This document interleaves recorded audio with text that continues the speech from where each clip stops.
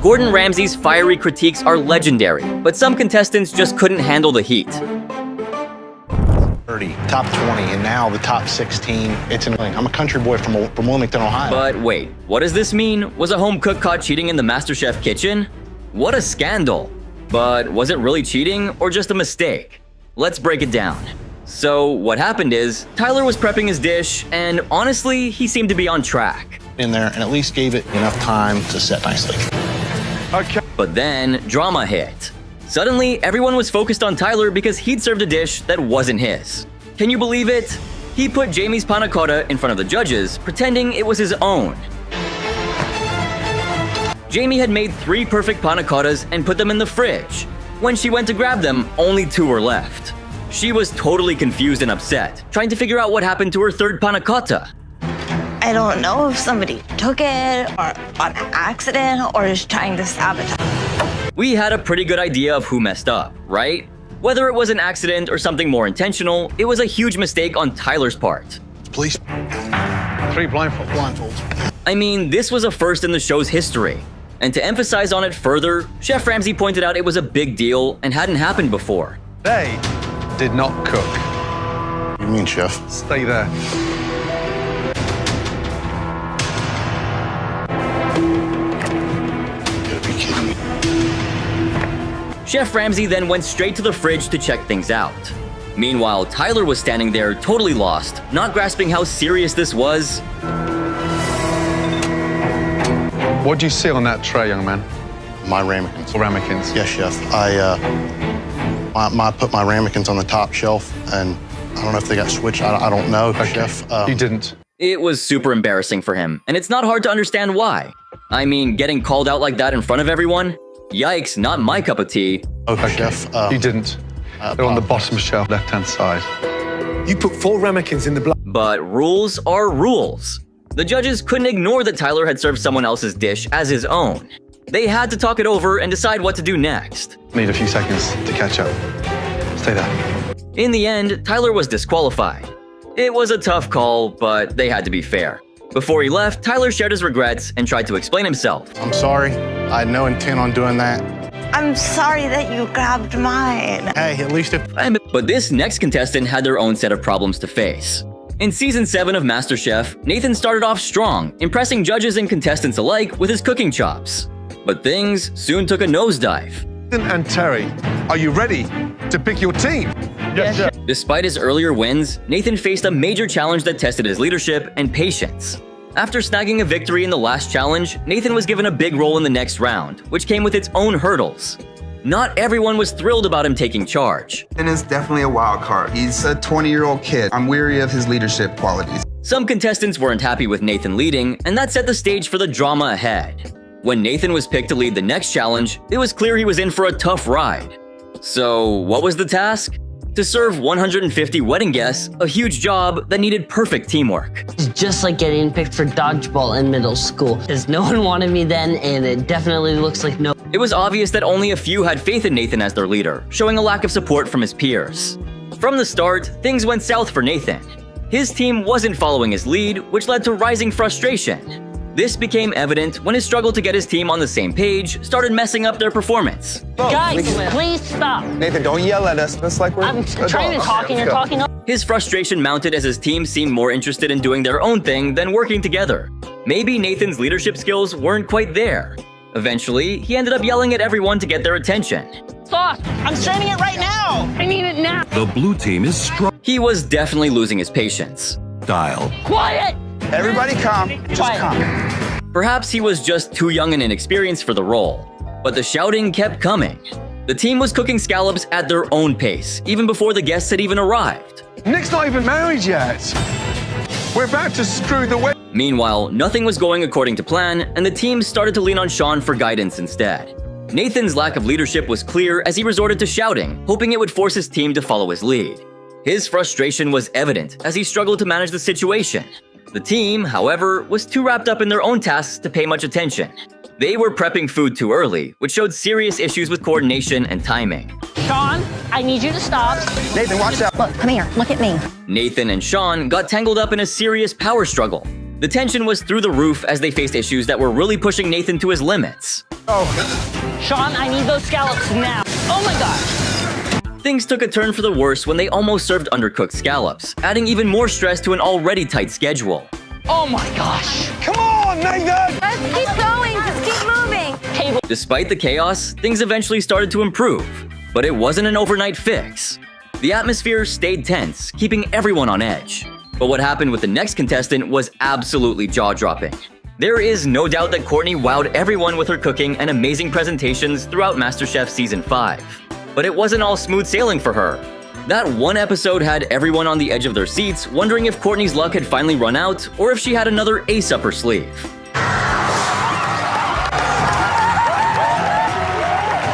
The drama kicked off when Iran, the winner of the last challenge, got to pick the dish for the pressure test. This was a big deal because the pressure test often means elimination. Aaron's choice could either make or break Courtney. In a twist, he picked a dish that seemed to play right into Courtney's weaknesses. As the challenge began, it was clear Courtney was struggling. Her usual confidence was replaced by panic as she fumbled with the recipe. The judges were watching closely, whispering about her chances of making it through. But Courtney wasn't ready to throw in the towel. With the clock ticking down, she pulled herself together and tackled the challenge with renewed determination. I think that her lamb looks raw. Oh, it's medium rare. Please, Elizabeth, Courtney, and the servers, bring those stunning entrees through to the... So, what did she end up with? Drum roll, please. Lamb with red quinoa and rainbow chard, carrot puree, and a mint yogurt tahini sauce. Yes, donut, and don't let their simple appearance fool you. Donuts can be surprisingly tricky, as Graham pointed out. The duck that. Things took a nosedive when Courtney, despite knowing the importance of yeast in donut making, made a rookie mistake. She told everyone to grab some yeast, which quickly emptied the pantry. You could almost feel the tension rise as everyone realized they were now short on yeast. Whispers spread around with disbelief that she hadn't checked the stock first. As the panic set in, it was clear Courtney's mistake might ruin the entire batch of donuts. The kitchen buzzed with anxiety and frustration, and it looked like a disaster was on the way. It has the shallots. Everything is really spot on. You know, it looks like it came out of a restaurant. I'm a bit of a stickler when it comes to cooking duck because it's one of the most difficult proteins to nail. No eggs in the dough and no yeast left. Talk about a recipe for disaster. It's matched with fragrance, matched with finesse. Stunning, absolutely stunning. Thanks, Courtney. Yeah. Both of you did amazing jobs. A lot to discuss, so. But wait, it gets worse. I think that I made some small errors, but I'm still here. Everything on the line for this dessert course for me. I gotta nail it. Francis, noticing Courtney's trouble, quickly handed her some yeast. You'd think that would fix things, right? Wrong. The big question was, could Courtney turn this donut disaster around and make something tasty? Could she salvage the mess and create a winning dish? There we go, with the cakes out. Here's what happened. Courtney, ever determined, got to work. With some creativity and grit, she managed to turn her tough situation into a chance to shine. Even though she started rough, Courtney did eventually whip up a batch of donuts. Processing it in my mind, I have to say, I think. But were they perfect? They looked decent, I'll give her that. But when Ramsay took a bite, it was a whole different story. It's brilliant. Thank you, sir. It is really elevating the intellect component of a dessert to another level and making Yep, he spat it out like it was the worst thing he'd ever tasted. me not only eat it with my palate and my mouth, also digest it with my brain. It's very intellectually and physically. Who messes up donuts that badly? A huge mistake. And Chef Ramsay's reaction was something you won't forget. Thank you, sir. The patient, obviously, not what you wanted, but the taste is delicious. The pastry cream with the vanilla bean going through it and the salted chocolate, it's like this perfect harmony. Kind of eye-opening. Next up, about what we're producing because this is ridiculous. I'm diving into the episode where contestants had to whip up dishes using passion fruit for a romantic date theme.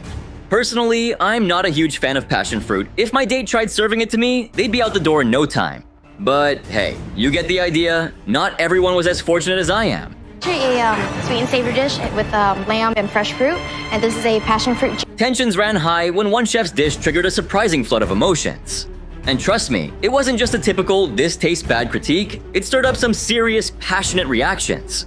Unfortunately, not in a romantic way. ginger sauce. You gotta be kidding. Slim, this is like a buffet gone bad. Then, things took a dramatic turn when the judges gave their response. Instead of tasting the dishes, they delivered their verdict on the spot. So, what happened next? Hang tight, I'm getting there. And by the way, why am I hearing you ask? Go back to your station. I'm not tasting this crap. You guys have to, at this point in the competition, need to be listening to what we're telling you about what we're seeing, because this is ridiculous. I will say, though, that the decision was incredibly controversial. They threw a curveball that left contestants reeling. I definitely didn't see that coming. Talk about cranking up the tension, right? Fire. And here comes another dish that sealed another contestant's fate. No passion fruit involved in this one, though. Yes, I'm talking about Whitney Bray from Season 5. So, Whitney's journey kicked off just like many others, with a nerve-wracking audition in front of everyone's favorite tough-as-nails judges. At that point, Whitney was just hoping to impress enough to snag that coveted apron. And guess what? She made it. She landed a spot among the few lucky ones who moved forward in the competition. $250,000 would give me the opportunity to finish culinary school, to live out. But as the competition heated up, the challenges got tougher. Whitney soon found herself up against the legendary Mystery Box Challenge. You have chocolate, banana, strawberries, blueberry. With only a handful of ingredients to work with, creativity was key. And who stepped up? Great job. Well done. Not Whitney, though. Courtney, despite the rhyming names, was the one who clinched the win. They're different people, I promise. Back then, before the show switched to instant eliminations, a change I still can't get over, it was time for a pressure test. And Courtney had a big decision to make. To tell us who you'd like to save from elimination. So first pick. I believe that later. Unfortunately, Whitney didn't make the cut. As the clock ticked down and the pressure mounted, Whitney poured everything she had into her dish, aiming to show off her skills and prove she was a serious contender in the kitchen. But honestly, it just wasn't her day. Whitney's Caribbean meatloaf was a bold choice, but it didn't quite hit the mark. Some lemongrass, soy, some garlic, ginger, and also I have sweet potato mash and green beans. Despite her confidence, the judges weren't impressed and quickly found flaws in her dish. Has the mushrooms going through it and these other things. It doesn't really taste like anything, and I'm getting the sweet potato. With no other options, Ramsay had to deliver some tough news. It's way overcooked. It's bland. You know, you brought it up. And what he said next was just brutal. Mind, for me, was a TV dinner. They weren't done yet either. Taking a TV dinner and turn it into a TV disaster. And unfortunately, that was the end of her MasterChef journey. With a heavy heart and disappointment, Whitney faced her elimination. Bench and leave the kitchen. Her dreams of culinary success ended on a tough note. Still, she left with a renewed drive and a fresh perspective on the challenges ahead. Whitney stayed determined, ready to continue honing her skills and chasing her dreams, no matter how tough the road ahead might be. As MasterChef Season 5 moved on without her, Whitney Bray remained a big inspiration for many, showing that persistence and passion can carry you through even the toughest times. But this next contestant might have had a bit more luck. Let's see if that'll be enough to save him. So Jeff was in for a serious challenge, and let me tell you, the guy was sweating bullets thanks to Kate and her mystery box win. That did their family proud. Kate had the power to mess with everyone's game this time, giving poor Jeff a crazy 20-minute deadline. I mean, imagine the pressure. Kate wants me to go home. She's going to fail miserably. But Jeff wasn't one to back down from a challenge. He went all out, whipping up a dish in just 20 minutes that sounded amazing. Like with a Mediterranean vibe to it there, a little bit of feta cheese and sun-dried tomato. Picture this, a salmon fillet with a Mediterranean flair topped with feta cheese and sun-dried tomato relish. Fancy, right? But wait, there's more. It's 10 minutes to cook. Just cook the salmon skin side down with an amazing garnish. It's a possibility too. He also made an apple and pear cucumber gratin with cranberry and stout beer. Talk about ambitious. But would it survive Chef Ramsay's scrutiny? It's raw. Are you trying to poison me? Jeff was confident, but nerves kicked in when Ramsay tasted his dish. Guess what? The salmon was slightly undercooked. Chef Ramsay grilled Jeff about his salmon, looking for that perfect medium rare. And cranberries and gratin of cucumber and raw salmon with don't go. Period. Thank you. And Chef Ramsay wasn't holding back. Sugarcoating? Not a chance. No surprise Chef Ramsay tore into Jeff's rare salmon. Direct hit, bullseye, Kate, Jeff, everything that I hope he would. Jeff wasn't about to take Chef Ramsay's criticism quietly. He defended his rare salmon, which was a tough sell. Jeff's excuse about wanting it rare was pretty hard to swallow. But you're not going to lecture me that that's how you the salmon, because the salmon's raw, Jeff. Thank you. Chef Ramsay wasn't buying it. He knew Jeff couldn't have perfectly cooked that salmon in just 20 minutes with everything else going on. And despite being caught, Jeff stuck to his story. But Chef Ramsay wasn't cutting him any slack, even with the time crunch explaining some of the issues. A little bit of a sauce to it there. He laid it all out, ripping apart Jeff's dish ingredient by ingredient. Raw salmon? Check. Cucumber? Check. Apple gratin? Check. Feta cheese? Check. But did it all come together? Not even close. So Jeff's attempt to pull a fast one on Chef Ramsay didn't go as planned. Why'd he serve it raw? And oh boy, what happened next? Well, let's just say it was pretty embarrassing. But not for Chef Ramsay. I felt for you, been given 20 minutes. You're not going to lecture me that that's how you wanted to cook the salmon. The salmon's raw, Jeff. Thank you. And with that, Jeff's time was up. I felt that we just can't teach you anymore because you're not prepared to listen.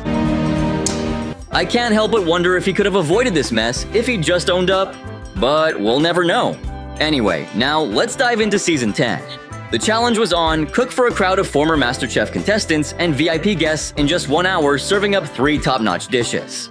Sarah and Noah, the team captains, earned their spots from last week's skill challenge. Sarah led the red team, aka the Pineapple Squad, while Noah rallied the blue team, or as I like to call them, the Coconut Crew. The judges laid out the menu, giving each team similar dishes to work with. The red team was all about fried chicken drumsticks, beer-battered cod, and a bacon cheeseburger. Meanwhile, the blue team aimed to wow with fried chicken thighs, coconut-crusted cod, and a turkey burger. He tried grilling with the grill turned off. With urgency. Yeah, I'm doing that. Yeah, you gotta move. Yeah, I'm moving. What are you doing? So, is that, look, the grill's not on. Oh. Yeah, let that sink in for a moment. To add to the mess, Subha was casually wandering around snacking while the challenge was in full swing. I don't believe it's my fault, but that's not a good thing. Yeah. Hey, big boy. Katura let him have it for getting in her way, and even Chef Ramsay couldn't resist throwing in a snarky comment. Guys, our first big challenge. Big time. 2 amazing teams. Right. There's no easy dish across. And of course, there was more to the story. You like dog always in the middle of the road. Get out of there. What are you doing? I am. Come here. Hey, yes, go water my plants. Go water my plants one. And the big palm tree as well. Do something useful. In the end, Noah's team snagged the win, but the judges called it an ugly win. Can't argue with that. Surprisingly, even with the win, there was no immunity. Instead, the judges called for a nomination for the next elimination challenge. And not shockingly, Noah nominated Subha, which stirred up a bit of drama. Subha argued it wasn't fair, but with everyone, including Chef Ramsay, pointing out how he messed up, it looked like he was in for some serious trouble. I don't get all the hate he gets. Subha might not fit the MasterChef mold, but there was something unique about his culinary journey. What's refreshing about him is his drama-free attitude. He's never been nasty or petty. Instead, he's shown nothing but positivity and support, making him a genuinely nice person to cheer for. Still, his performance in this challenge wasn't exactly stellar. Moving on, who would have thought we'd see a white Italian guy schooling a Lebanese woman on falafel? Well, Joe did just that. During the vegan challenge in Season 12, Amanda shared that her Lebanese-influenced cooking was big on vegetarian dishes. Her standout was falafel, a tribute to a recipe passed down from her grandmother. Mother taught me on making Lebanese. That's what I grew up on, with watermelon red, micro cilantro, and parsley. This challenge for me, and I'm really excited, and I hope the judges will. But along came Joe. Well, you're playing a high-risk game here because I have a certain opinion. I'm sure Rowan does, as Gordon does. I know the dish, and I know what it tastes like. Right, that's true. So this better be Amanda. It's not about what he said, but how he said it. That patronizing tone left many viewers feeling outraged, accusing Joe of being full of microaggressions. And honestly, they weren't wrong about that, right? Joe's shown some pretty surprising disdain for non-European dishes, which I've called out before. Like in Season 4, when Bethy made Szechuan noodles with wild mushrooms for the Mushroom Elimination Challenge. Graham thought the dish missed the mark because it didn't focus enough on the mushrooms. Ramsay pointed out there was too much sesame oil and the flavor was kind of flat. Fair critiques. But then Joe came in and practically lost his mind over it.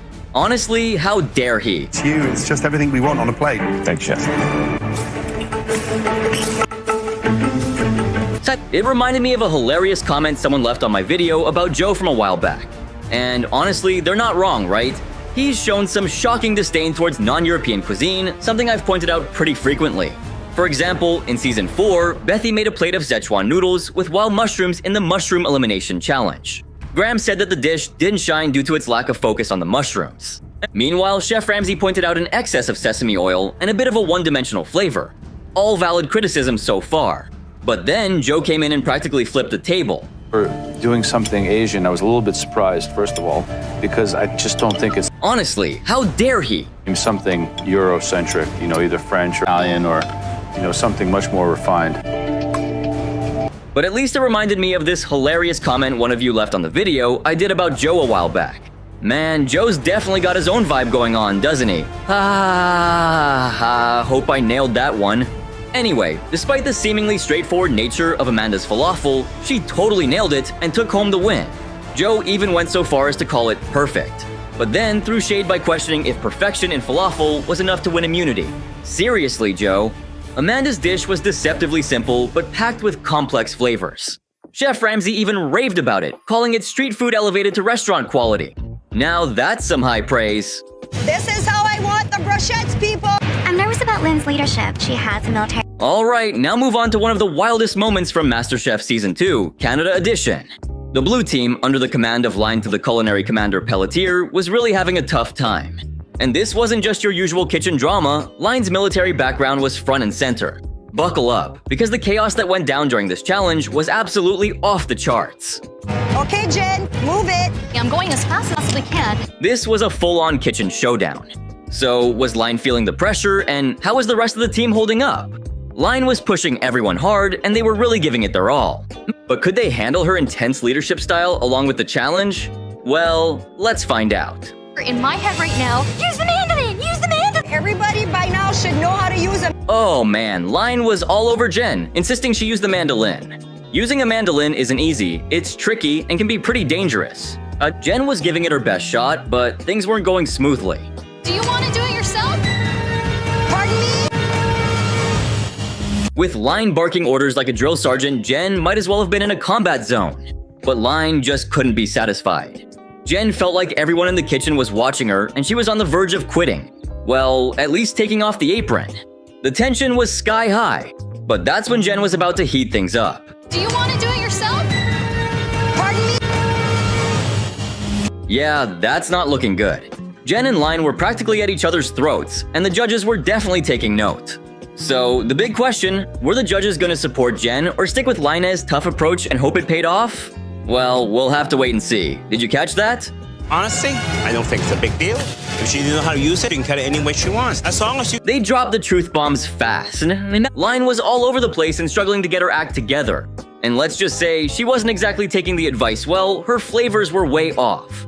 But before we could even process that, a massive twist was coming up.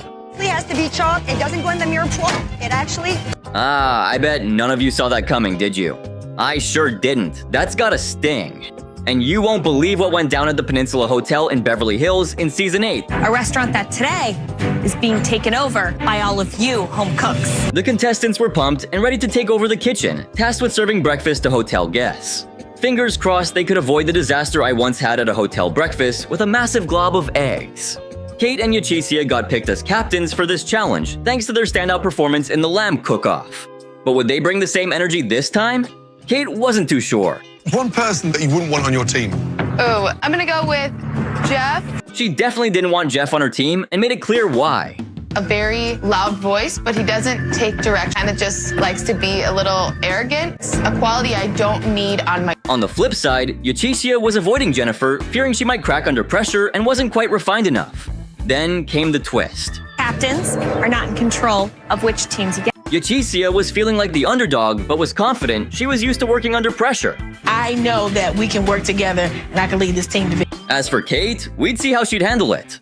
When the chefs lined up with their captains, Aaron dropped the bomb. Today you'll be cooking 5 stunning breakfasts and all made to order. The teams had to whip up 5 breakfast dishes, all made to order. It could be anybody's game right now. They had 60 minutes to prep, with a menu of lemon ricotta pancakes, eggs benedict, potato waffles with lobster, a classic American breakfast, and a 3-egg omelet. Fancy, but pretty standard fare. Yakichia dove in, delegating tasks and keeping everything on track. Kate, on the other hand, wasn't managing her team as well, and Erin had some valid concerns. On the potato waffle with the lobster, we have lemon ricotta pancakes. We'll get those done at the end. Chef Ramsay was hopeful for the blue team. Not look the most dynamic, but I think you've got the cooks in the blue this morning. They had age and experience on their side, but organization was a big issue. With both teams facing off with their own struggles, it was anyone's game. Once the orders started coming in, Yachisia's blue team was cruising, while Kate's red team struggled to get it together. We need, we need the tomato, no, sorry. The pressure was clearly getting to her. Things got so intense, Chef Ramsay had to step in to prevent a full-blown disaster. The gas on! We're standing there cooking, there's not even a gas on! At least they were making some progress. Meanwhile, Yachisia was on top of her game, making sure every dish was perfect and confident her team would crush it. On the red team's side, they had only served one table by a few minutes into service. Kate kept barking orders, but nothing seemed to work. Knows where they're going. Adam. Yes, chef. It's raw. Adam sent From raw lobster to terrible omelets, they messed up almost everything. The red team was falling apart, and Chef Ramsay's reputation was on the line. Omelette side by side, untie your apron and give it now. Because this... And Chef Ramsay told them straight up, they needed a new captain if they wanted a shot at redemption. And guess who stepped up? Stay over there on waffles, Adam. We can use you on the grill. You can put a better pancake. Y'all go back on eggs Benedict, and we can on substitute. With Ebony taking charge, the red team hoped the new leader would do better than the old one. Meanwhile, Yakichia's fears came true as Jennifer started cracking under the pressure. Not perfect. Wow, these eggs are not done. Chef Ramsay wasn't impressed.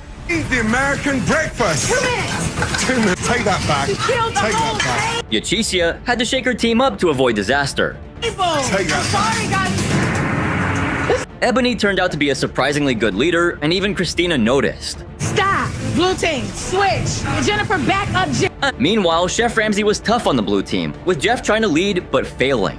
Food's looking great. Keep it up. Thank you, chef. Chef Ramsay was harsh on Jeff for the bad food. Oh my God. But Jeff didn't get it, so Chef Ramsay had to spell it out. Send me your again, because I look bigger than you. Chef Ramsay warned them they'd have to restart orders if they didn't speed up. It was clear. The red team was heading for disaster, and Jennifer wasn't happy with the fourth call for the same dish. Look, a bigger dick than you. Jennifer thought the team was doomed since she couldn't fix the eggs. I'm pissed right now because she took me off, but now she goes to eggs she's not even able to make. But Chef Ramsay kept pushing for the same dish, but maybe he shouldn't have. Yet again, I got a full of... Because this time, when the awful eggs came back again, Chef Ramsay had to shut the kitchen down. Blue team, yet again, I got a plate full of... Yachisia was disappointed despite a strong start. 1 and stop! This is over and I'm not serving that. But in the end, the red team pulled off a wild comeback. But not everyone is. She could definitely cook, no doubt about it. From breaking down in tears to arguing back, these reactions made the kitchen even more intense. Tyler was in the zone, prepping his dish, and everything seemed to be going smoothly. At least gave it enough time to set nicely. Then, out of nowhere, chaos ensued. All eyes turned to Tyler. He had served up a dish that wasn't his. Yep, he presented Jamie's panna cotta to the judges and tried to pass it off as his own. Jamie had carefully made 3 perfect panna cottas and put them in the fridge. But when she went to grab them, there were only 2 left. She was totally baffled and upset, wondering where her 3rd panna cotta went. On accident or is trying to sabotage. But we all knew who the culprit was, right? Whether it was a mix-up or on purpose, it was a major slip-up on Tyler's part. Is there anything you want to tell me about this dish? This was a first in the show's history. Chef Ramsay made it clear that nothing like this had ever gone down before. They did not cook. What do you mean, chef? Stay there. You're kidding me. Chef Ramsay quickly headed to the fridge to check things out. Tyler was standing there, totally confused, not realizing the gravity of the situation. What do you see on that tray, young man? Your ramekins. Yes, chef. I put my ramekins on the top shelf. I don't know if they got switched. I don't know, chef. You didn't. It was a seriously embarrassing moment for him, getting called out in front of everyone like that. They're on the bottom shelf, bottom left-hand side. You put 4 ramekins in the blast chiller. Despite how unfortunate the whole situation was, rules are rules. The judges couldn't just ignore the fact that Tyler presented someone else's dish as his own. They had to discuss it before making a decision. Need a few seconds to catch up. In the end, Tyler was disqualified from the competition. It was a tough call, but fairness had to come first. Before leaving the MasterChef kitchen, Tyler shared a few words, expressing his regret and explaining his side of the story. I'm sorry. I had no intent on doing that. I'm sorry that you grabbed mine. Next up, we're diving straight into some of the most intense moments from MasterChef Season 2, Canada Edition. The blue team, led by Line the culinary commander Pelletier, was really struggling. And this wasn't your typical kitchen drama. Line's military background was front and center. Get ready, because the chaos that unfolded during this challenge was absolutely wild. This is how I want the brochettes, people. I'm nervous about Lynn's leadership. This was a real kitchen throwdown. So, was Line feeling the heat? And what about the rest of the team? Line was pushing everyone to hustle and they were giving it their all. But could they handle her intense leadership style along with the challenge? Let's see what went down. Okay, Jen, move it. I'm going as fast as I possibly can. Oh man, Line was all over Jen, trying to get her to use that mandolin. Using a mandolin isn't easy, it's tricky, and can be pretty dangerous. Jen was really trying, but things weren't going smoothly. In my head right now, use the mandolin. How to use a mandolin? I know. Hey, I don't want any lip service. With Line barking orders like a drill sergeant, Jen might as well have been in a combat zone. But Line just couldn't be satisfied. Jen felt like the whole kitchen was watching her and she was this close to throwing in the towel or, well, the apron. The tension was through the roof. Then Jen was about to crank things up, but... Do you want to do it yourself? Pardon me? Yeah, that doesn't look good. Jen and Line were practically at each other's throats, and the judges were definitely noticing. So the big question, were the judges gonna back Jen or stick with Line's intense approach and hope there was some method to the madness? Well, we'll have to wait and see. I don't think it's a big deal. If she didn't know how to use it, she can cut it any way she wants. Did you catch that? They dropped those truth bombs fast. Line was all over the place and couldn't get her act together. And let's just say, she wasn't exactly taking the advice to heart, her flavors were way off. But before we could even process that, a huge twist was coming up. It has to be chopped. It doesn't go in the mirepoix. It actually... Ah, I bet none of you saw that coming, did you? I sure didn't. That's gotta sting. Where you are standard-wise. I don't, actually, and we're gonna get Right, don't dare send me your again. Yeah, they somehow managed to clone Jeff from Season 1 of Hell's Kitchen. When you send me that, and then tell me that's your best. Oh, we all know where this is going. Just ask Giovanni from Hell's Kitchen Season 5. Shut your mouth. You can't be yelling at Chef Ramsay like that. No kidding, Dino. In the family reunion-themed Mystery Box Challenge, the final 6 contestants had to whip up a savory protein dish inspired by their loved ones. Jeff was the first one out of the pantry, and there to greet him were his fiancé and son. What? So, Jeff went with a soy-glazed salmon over a miso, ginger spice, and garlic cauliflower puree paired with lemon herb creme fraiche and pickled radishes with Asian pears. Even though he put his heart into it, Jeff's dish didn't make it to the top. And then, during the elimination challenge, where he had to make another salmon dish, Kate gave him just 20 minutes to try again.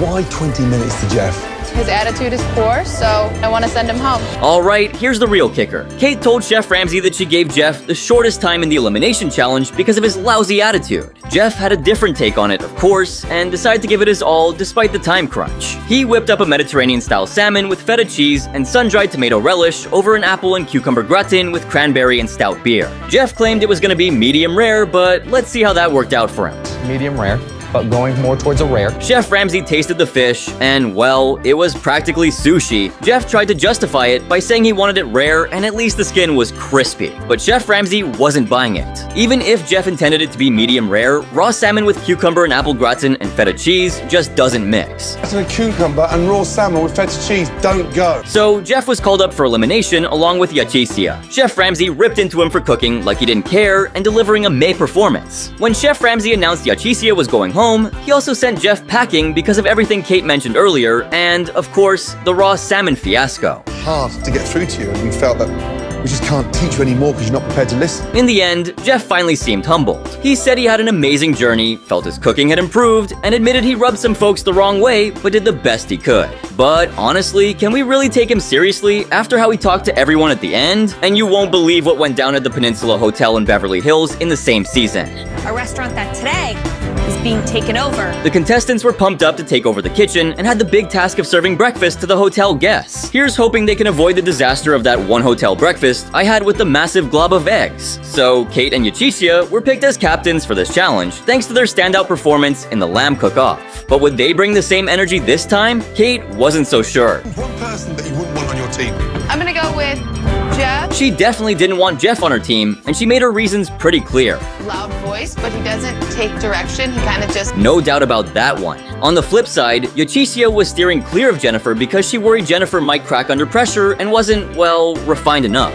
Then came the twist. Captains are not in control of which team to get. Yachicia started feeling like the underdog, but she was confident. She was used to working under pressure. I know that we can work together and I can lead this team. As for Kate, we'd see how she'd handle it. When the chefs lined up with their captains, Aaron added some spice by revealing the challenge. Today you'll be cooking 5 stunning breakfast dishes and all made to order. The teams had to whip up 5 delicious breakfast dishes, all made to order. It could be anybody's game. They had 60 minutes to prep, and the menu included lemon ricotta pancakes, eggs benedict, potato waffles with lobster, a classic American breakfast, and a 3-egg omelet. Fancy but pretty standard fare. Yachicia dove right in, delegating tasks and keeping everything on track. Kate, though, wasn't quite managing her team as well, and Aaron had some valid concerns. We have lemon ricotta pancakes.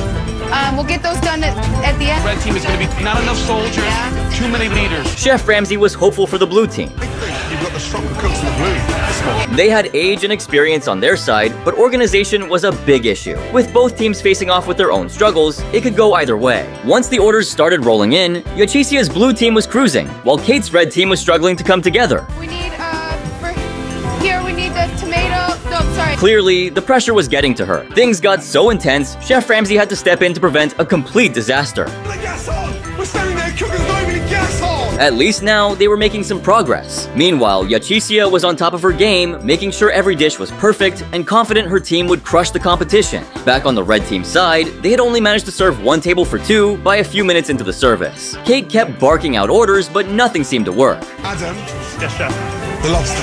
It's raw. From raw lobster to terrible omelets, you name it, they messed it up. The red team was falling apart, and Chef Ramsay's reputation was on the line. Omelets side by side, untie your apron and give it to me now. Chef Ramsay flat out told the team they needed a new captain if they wanted any chance at redemption. And guess who stepped up? Stay over there on waffles, Adam. We can use you on the grill. You can produce. With Ebony taking charge, the red team hoped the new leader would do a better job than the old one. Meanwhile, Yachicia's fears came true as Jennifer started cracking under the pressure, and Chef Ramsay wasn't impressed. Yachicia had to shake her team up to avoid disaster. Blue team, switch. Jennifer, back up. Ebony turned out to be a surprisingly good leader. Even Christina noticed. Food's looking great. Keep it up. Meanwhile, Ramsay was battling the blue team, with Jeff trying to lead but failing. Oh my god. Okay. No, sir, it's not a... Chef Ramsay was harsh on Jeff for the bad food. Dare send me your again, because I look a bigger dick than you. Jeff didn't get it, so Chef Ramsay had to spell it out. Look, a bigger dick than you. Chef Ramsay warned they'd have to restart orders if they didn't speed up. Jennifer wasn't happy with the 4th call for the same dish. She could took me off eggs, but now she goes to eggs. She's not even. Jennifer thought the team was doomed since she couldn't fix the eggs. I got a plate full of snot. Chef Ramsay kept pushing for the same dish, but maybe he shouldn't have.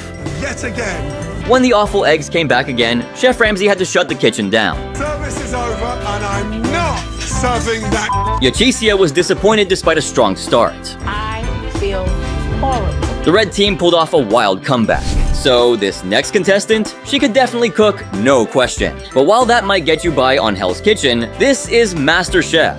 Chrissy had the skills, but her attitude, it rubbed everyone the wrong way. I said maybe we should put the tortillas on the grill, and you were like, oh, okay. From the start, Chrissy had this misunderstood vibe, but it soon escalated into full-on rudeness. And calling her rude is an understatement. She was giving off serious Elise vibes. Yeah, the Elise from Hell's Kitchen. Yeah, that one. Feel that to be better than you. Every single challenge, be better than you. And get this, people started avoiding her like the plague. Do I even need to explain why? Honestly, she was just dragging down the kitchen's vibe all the time. But for now, let's get back to Chrissy. Team, but here I am, stuck in the trenches. Chrissy always took things up a notch, whether it was with challenges or her fellow contestants, for better or worse. In the middle of all that chaos, she became the show's resident bully, never owning up to her mistakes and holding on to grudges. And she didn't just go after the contestants, oh no. The judges weren't safe either. Who even does that? And why bother? But honestly, Chrissy isn't the only one with that vibe in my latest videos. While most folks try to impress, Chrissy just didn't care. Call it being real or just blunt, but her attitude stirred up trouble in the kitchen more times than I can count. And when it came to drama, she was a magnet. If there was a fight, Chrissy was either in the middle of it or watching the chaos from the sidelines. Hey, Christy, whispering to buddies around you is not going to help you.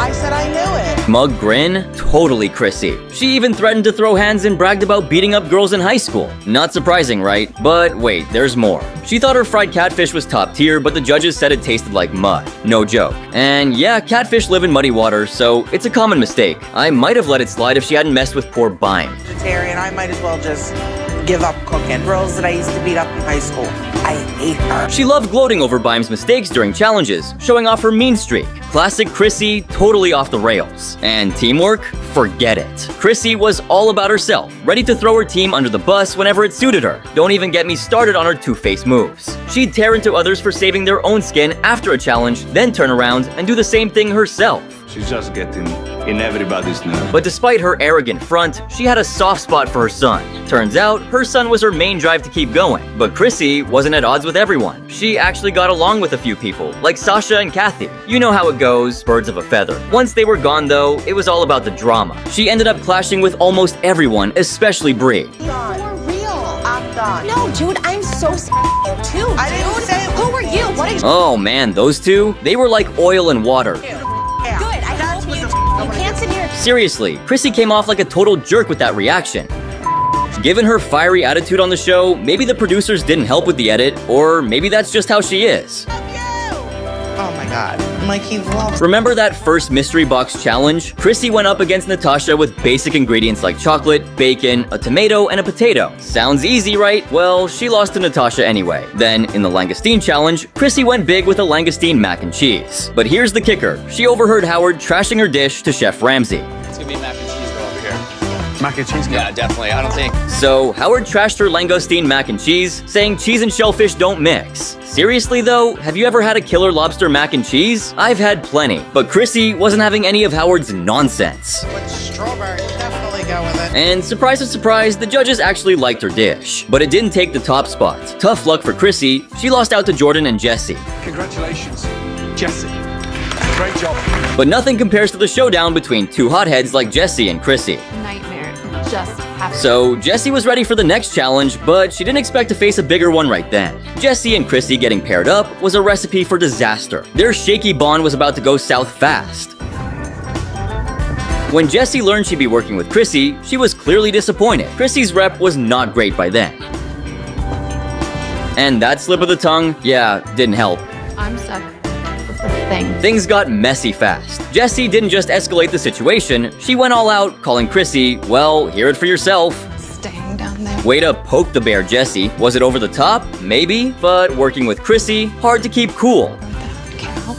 Personally, I think calling her a cow was crossing the line. Remember my dislike for Chef Ramsay's weight jokes in earlier seasons? Same here. But Jessie went for it. She called it as she saw it, and honestly, she had a point even if the delivery was rough. My life, I'm excited about a pressure test because I'm excited. Chrissy didn't take it well, which was no surprise. Even casual viewers could see that. Chrissy might not have been completely in the wrong this time, but that was about to change in the next episode. That's the truth. Like I was the worst on the team. Chrissy was a drama magnet, no doubt, and she wasn't about to change for anyone. There should have been more communication. In the moment, we all agreed on everything. She had beef with everyone. Probably had one of those creepy bulletin boards with red yarn and darts on everyone's pics. The minute we get in front of them, everybody's tune changes. In the group discussion, Chrissy didn't just speak up, she went all out. If you just saw her face, you'd think she was literally attacking the others. That's the truth. Like I was the worst on the team. Of course, it was all about Chrissy feeling wronged. The room got tight as she kept causing chaos, and then she lost it, swearing at Savannah. Maybe we should put the tortillas on the grill, and you were like, oh, okay. Watching Chrissy's outburst was rough, especially at this point. Don't burn them, or we won't be able to. No, I didn't say that. It's what you said. I said Everyone was stunned by how harsh she was, but she didn't seem to care and was just getting started. Chill out. I'm so sick and tired of you, bitch. Things got worse when she was called out about her behavior. Instead of calming down, she got even angrier, with Bree standing firm.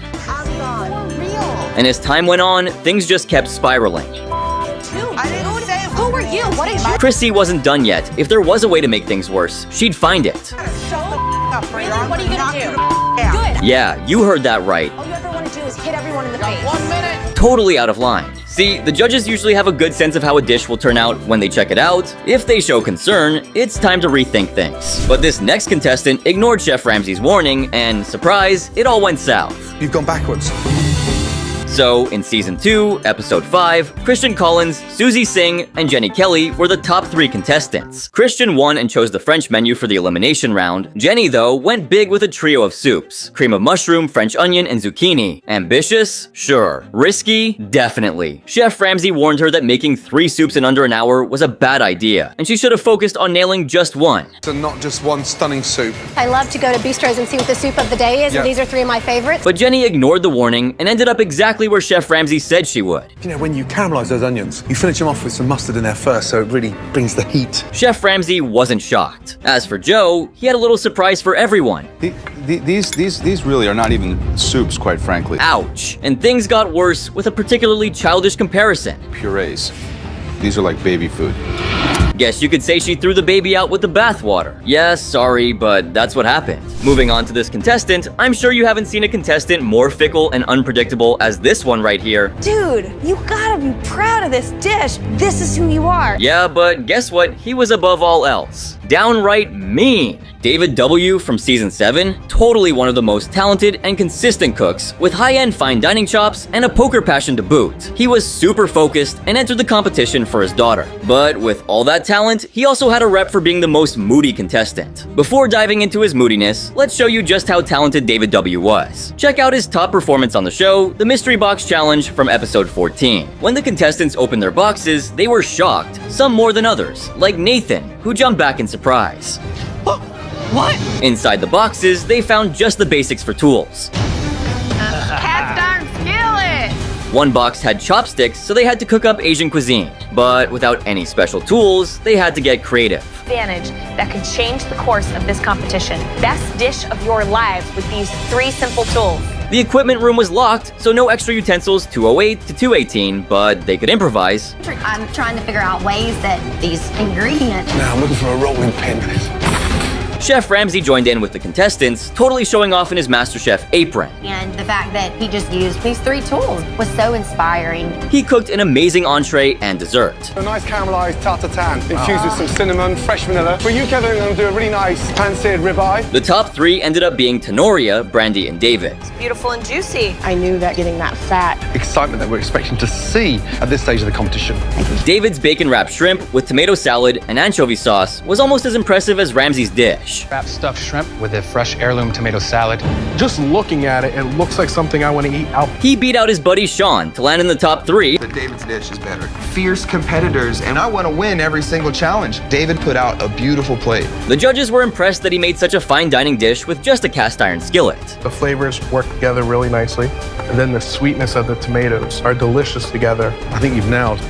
Great job. Tenoria noted David's dish seemed more like an appetizer compared to the others. It just looks like an appetizer. It doesn't look like a full dish. But the judges didn't mind. The shrimp was perfect, and the presentation was top-notch. Wrapped stuffed shrimp with a fresh heirloom tomato salad. The stuffing is just a sliver of pepper and a little bit of cheese. After a quick decision, Chef Ramsay, Christina, and Kevin announced the winner. Brandy. Woo, so excited to finally have a winning dish. Though Tenoria deserved the win, David didn't fall behind. In the next elimination challenge, he and Katie impressed with their dish. 20 seconds. David delivered amazing performances, but his attitude was a real issue. But I think David's anger in the end may have lost it for us. David, I don't think you and I are going on another picnic. He was always aggressive, hostile, and loved trash-talking other cooks he didn't like, which was pretty much everyone. This one was a real doozy. Everything done. Katie, how you feeling? It was a tag team challenge, and we all know how chaotic these can get. Fun to watch, though. Nathan, look at Nathan. I'm looking at you, but I'm also looking at this. So, the remaining contestants, Brandy was out, had to team up and whip up a fancy MasterChef picnic platter. Picnic platter. Think beef sliders, lobster rolls, Scotch eggs, homemade chips, heart-shaped jam cookies, chocolate-dipped strawberries, and champagne. Brandy picked the pairs, and she didn't mess around. She stuck David with Katie, and David was all about making sure Katie followed orders. Idea about me. I can lead. It's whether Katie can listen. Everyone was just happy to avoid being paired with you-know-who, but David and Katie's teamwork was a total flop. No, I can get it. Just finish what you're doing. They had huge communication problems, and David just didn't trust Katie's skills. Can David contain that aggression? We're spending too much time. He even threw out a champagne bottle when he couldn't open it. I mean, come on, at least saber the top off. So, who better to nail this challenge than Mr. Fancy Pants himself, right? When it came to judging, Christina handed David the metaphorical bill. He apologized to the judges, but totally ignored the champagne bottle. Despite all the drama, their food was actually top-notch. The Scotch eggs might have looked weird, but they were perfectly cooked, the cookies earned Christina's thumbs up, and the beef sliders were spot on. Even Chef Ramsay was impressed. Most of the credit goes to Katie's cooking skills and her ability to ignore David's anger issues. So, David and Katie ended up winning and joined Brandy on the balcony of safety, with Tenoria and Dan joining them. But let's be real, David's attitude was a major letdown. Great cook, but his behavior was unacceptable. In episode 12, the top 9 contestants were in for a real treat, but David was about to steal the show. Chef Ramsay and Christina upped the ante with a tough mystery box challenge, vintage red wine, cod, and baby octopus. A lot of items here that David, usually super pumped, seemed totally off from the start. He hadn't even seen the ingredients yet, but was already giving up. Totally out of character for him. Gonna make a tandoori spice black cod. Normally confident, he was just going through the motions. You look down. What's the matter with you? A rough last time in the kitchen. How many rough nights I've had in the kitchen? The judges were shocked by his sudden change. They expected him to take risks and put a spin on things, but he was missing in action. David, you all right over there? Not really, but I'm trying. Come on, dude. Just go with it. Don't overthink it. Ironically, David ended up making his best dish of the season, a tandoori black cod with red quinoa and chickpea puree. On some red quinoa and a chickpea puree. The contrasting of the colors are amazing. The judges loved it and wondered about his earlier attitude. Chef Ramsay even said the moodier David gets, the better he cooks. The moodier you are, the better you cook. I think this is one of the best dishes you've cooked in this competition. Thank you, Chef. The guest judge was puzzled by David's behavior, but impressed with the results. Look how juicy it is. I mean, that's cooked perfect, and that's what we're looking for in fish. This is the expectation. You gotta hit that. Christina asked David what was up, and he revealed he was still steamed about his dish from the previous challenge not making the top 3. I really gave it my all and did not get any recognition. I gave my all and it wasn't worthy of top 3. Why am I here? Turns out, he was seething over it. Christina reassured him that his frustration was understandable. They're delicious in flavor. Plated so delicate, it's so fine dining. Christina pointed out David's amazing dish from the challenge and reminded him that MasterChef is all about endurance and skill, not just cooking. She was trying to boost him up and show that even if you don't hit the top every time, you're still valued. This was one of the first times we saw David's emotional side. Dude, you gotta be proud of this dish. This is who you are, and that's why you're standing up here. But Christina wasn't letting him give up. She pushed him to step out of his comfort zone, which was the judge's goal. However, when David was actually challenged, his anger issues flared up big time, almost making him quit the competition. So here's the deal. The remaining contestants were told they could pick any 20 ingredients from the MasterChef pantry to make their perfect dish. Creative freedom tonight. You guys need to think. Sounds like a dream, right? Well, it was too good to be true. Just as they were about to start cooking, bam! A huge twist. Someone else's dream basket.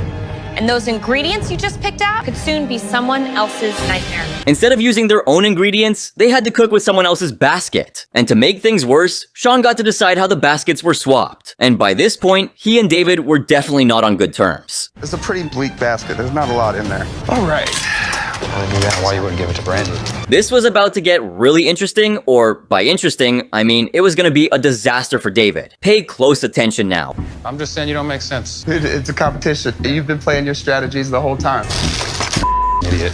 David was pumped to impress the judges with his homemade pasta, but when he got Dan's basket full of Asian ingredients and smoked trout, he completely lost it. You get protein and then I get this and no, it's David, you okay?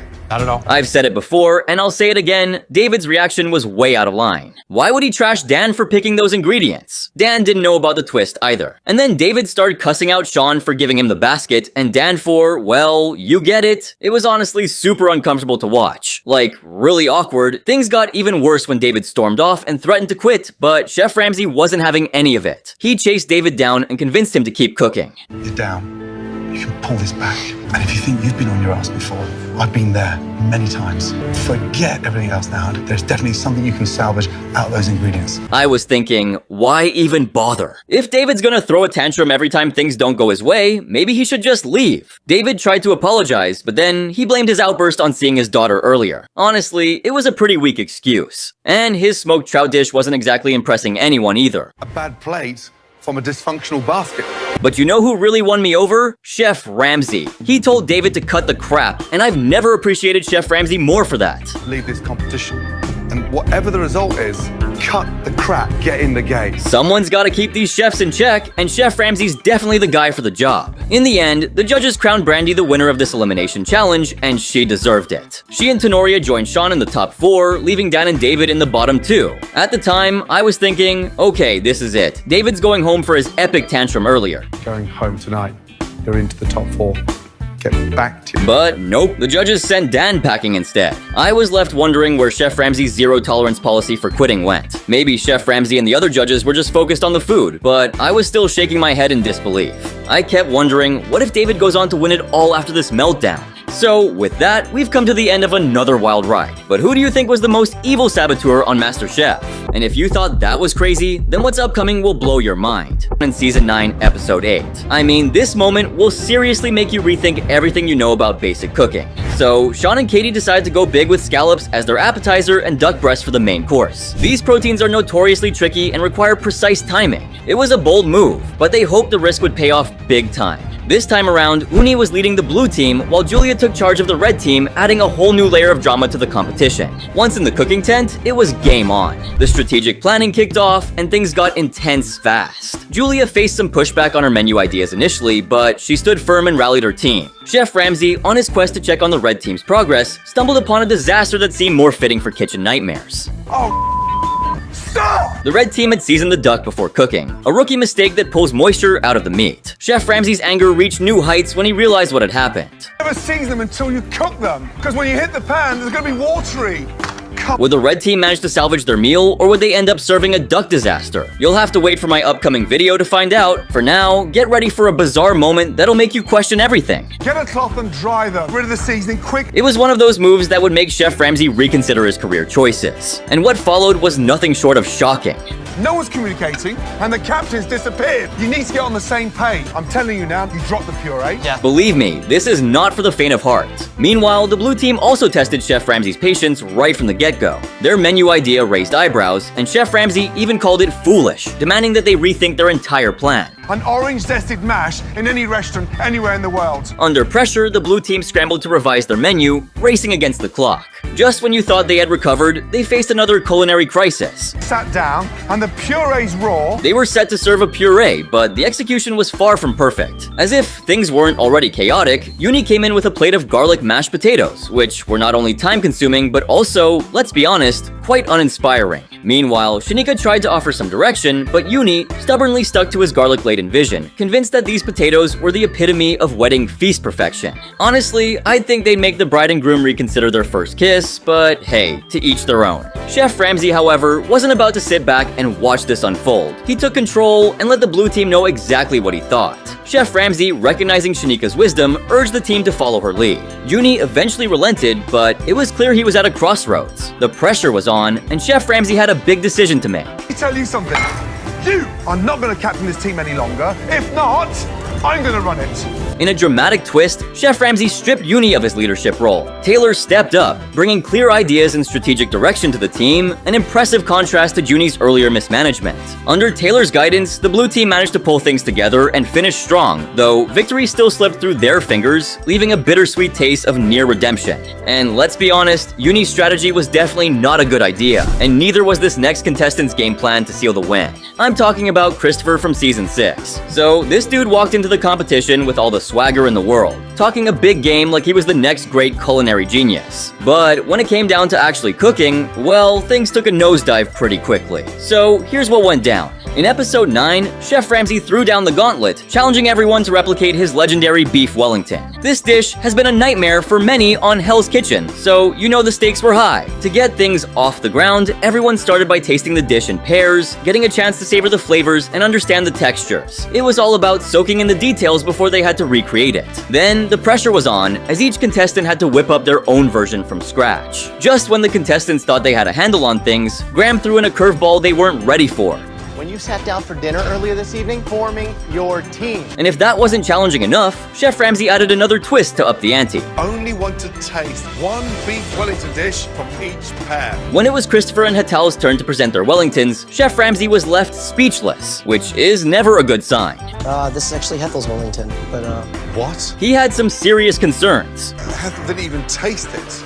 He forgot to get Turns out Hetal hadn't even tasted the dish, which is a big deal in this kind of challenge. But being a vegetarian, she had her reasons, though it left Chef Ramsay skeptical about how accurate her dish could be. Hetal was clearly worried about the outcome, and you could see it on her face. Meanwhile, Christopher was riding high on confidence. He pitched his Wellington like it was a masterpiece, expecting it to blow everyone away. I would wager that my Wellington's probably the tastiest. With all that bravado, you'd think his dish would live up to the hype, but unfortunately, it was a complete letdown. I know my steak is on point inside that Wellington. It's one thing to talk yourself up, but then to deliver something subpar? Talk about a cringeworthy moment. And as if that wasn't bad enough, Christopher made some pretty bold statements trying to justify his dish. As high caliber as something that I would serve in my restaurant. And yes, he kept going, digging himself deeper. What is that? Bigger than you. It's like family style. In the end, it was a classic case of overconfidence leading to an embarrassing downfall. Christopher's bravado was his undoing, proving that sometimes it's better to let your cooking do the talking.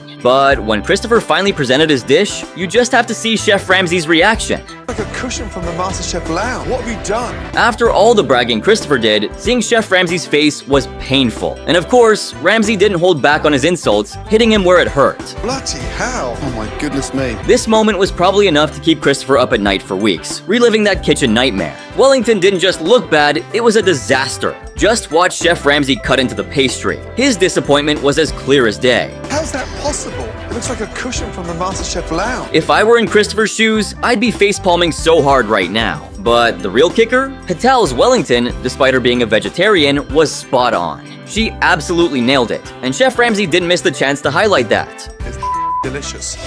It was like adding salt to the wound. And nope, that wasn't the end of the story. Layered beautifully, seasoned perfectly. Vegetarian beef Wellington I've ever eaten. Thank you. Ramsay might have underestimated Hetal at first, but he made sure to give her credit where it was due. Even with the little hiccup earlier, she pulled through like a champ. Meanwhile, Christopher's luck continued its downward spiral. Next up was Christina's turn to taste the dishes, and boy, did she let Christopher have it. Yeah, No. It's my turn to talk.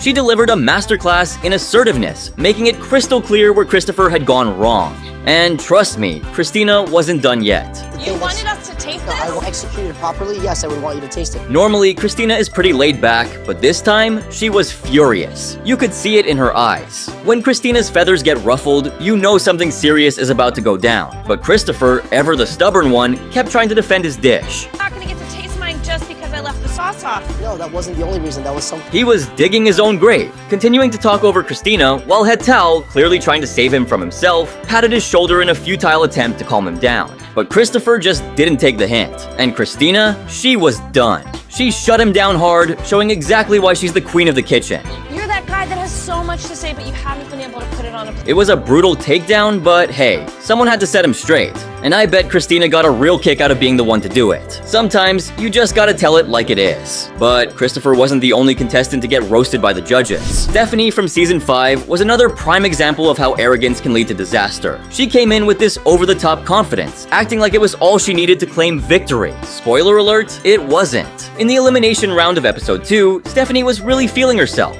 She decided to take a major risk with her dish, thinking it would impress the judges. A blue cheese cream sauce, putting it on top of my lamb meatloaf.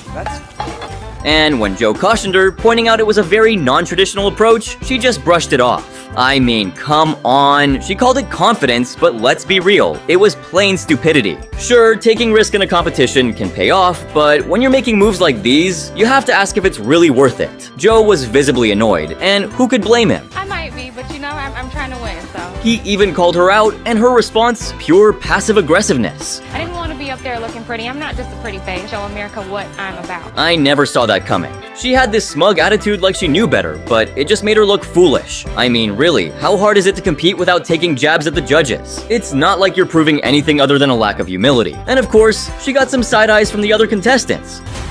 They were probably thinking the same thing. Who does she think she is? Sadly for Stephanie, her risky dish was gonna be her undoing. But she was all about sticking to her guns. Her motto being, go big or go home. Higher risk, higher the reward. Someone should have told her that while taking risks can lead to big rewards, they can also send you packing. And in the culinary world, the line between genius and disaster is razor thin. And then, when judgment finally came, Stephanie found herself in some seriously hot water. What was on the chopping block, you ask? Her dish, of course.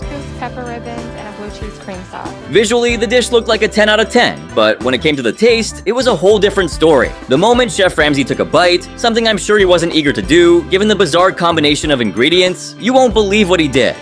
There's no way I can swallow. Ouch! That must have been a huge blow to her pride. You'd think after all the effort she put into it, she'd at least get a small compliment, but nope, that wasn't the case. Combination, I've got lots of chili flakes, blue cheese and chili. The ingredients were just all over the place, and Chef Ramsay couldn't wrap his head around it. Usually, contestants have some concept in mind when preparing their dishes, but it seemed like Stephanie was just trying to be different for the sake of being different. She threw together some odd ingredients, hoping to create something unique, but she failed. Miserably. Chef Ramsay's disappointment was palpable, and what he said next didn't really surprise anyone.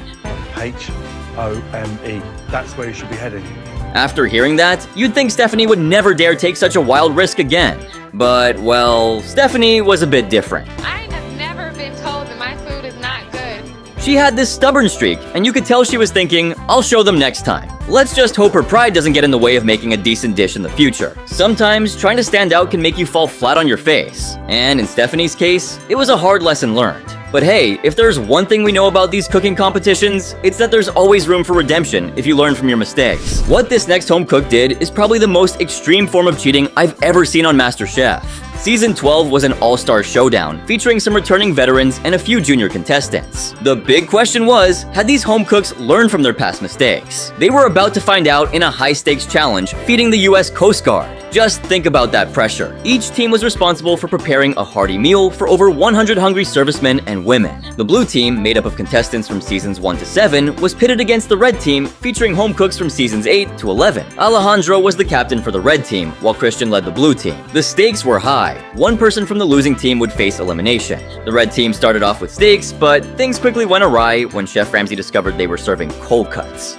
Our first bloody table. The steak's cold. I'm not going to let you just send out. Definitely not the hot start they were hoping for. As expected, Chef Ramsay wasn't thrilled and made sure to let them know in no uncertain terms. To add insult to injury, he moved the Coast Guard over to the blue team's station. But the blue team wasn't faring much better. Where's the mash, please? Waiting on it.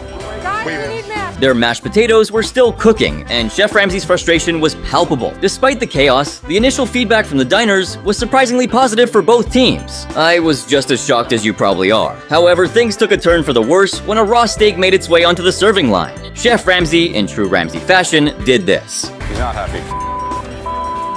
Come on, give me a plate. Fortunately, the fish might have appreciated it more than the Coast Guard. The real shocker of the day came from Alejandro. Not deterred by the steak now mingling with the fishes, he decided to play a risky game. He picked up a tray of steaks that had fallen to the floor and tossed them right back on the grill. They're gonna get cooked.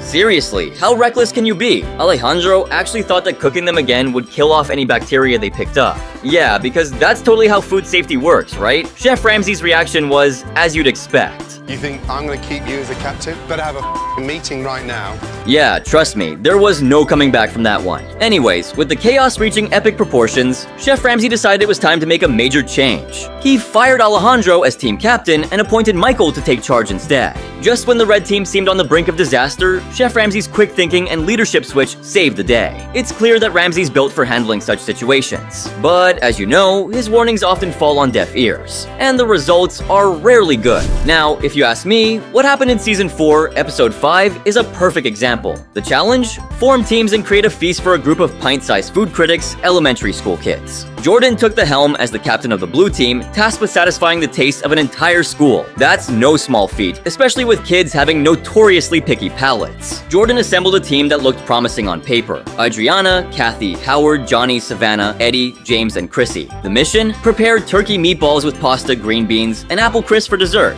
It sounded like a delicious challenge, but Chef Ramsay had his doubts right from the start. 2 balls. So that's literally 600. You got it. Feeding 300 kids means making at least 1,000 meatballs. Quite a daunting task for any team, let alone amateurs under a time crunch. Despite the mounting pressure, the blue team stumbled right out of the gate. They started off slow, and amidst the chaos, Chrissy had a clear view of the impending disaster. Taking us making all these meatballs is just stupid. It wasn't exactly a superpower, it was just basic knowledge that every chef should have, like understanding time management and math. Hopefully, the kids at the school were learning better skills than what the team demonstrated. As the clock ticked down, the judges were bewildered by the blue team's sluggish progress. With over 600 meatballs required, the team's inability to keep pace was glaringly obvious. In a desperate bid to salvage the situation, a tactical shift was needed, and it needed to happen fast. Someone step up and take responsibility. No way it's gonna work. Nowhere near it. Chef Ramsay's frustration was evident as time ticked away, and Jordan's bright idea didn't exactly help. He decided to switch gears and make a meat sauce instead of the meatballs. We're just gonna do a meat sauce. You don't need to roll them anymore. But guess what? The situation was about to get even messier. With less than a minute left, the green beans were still a mess. 1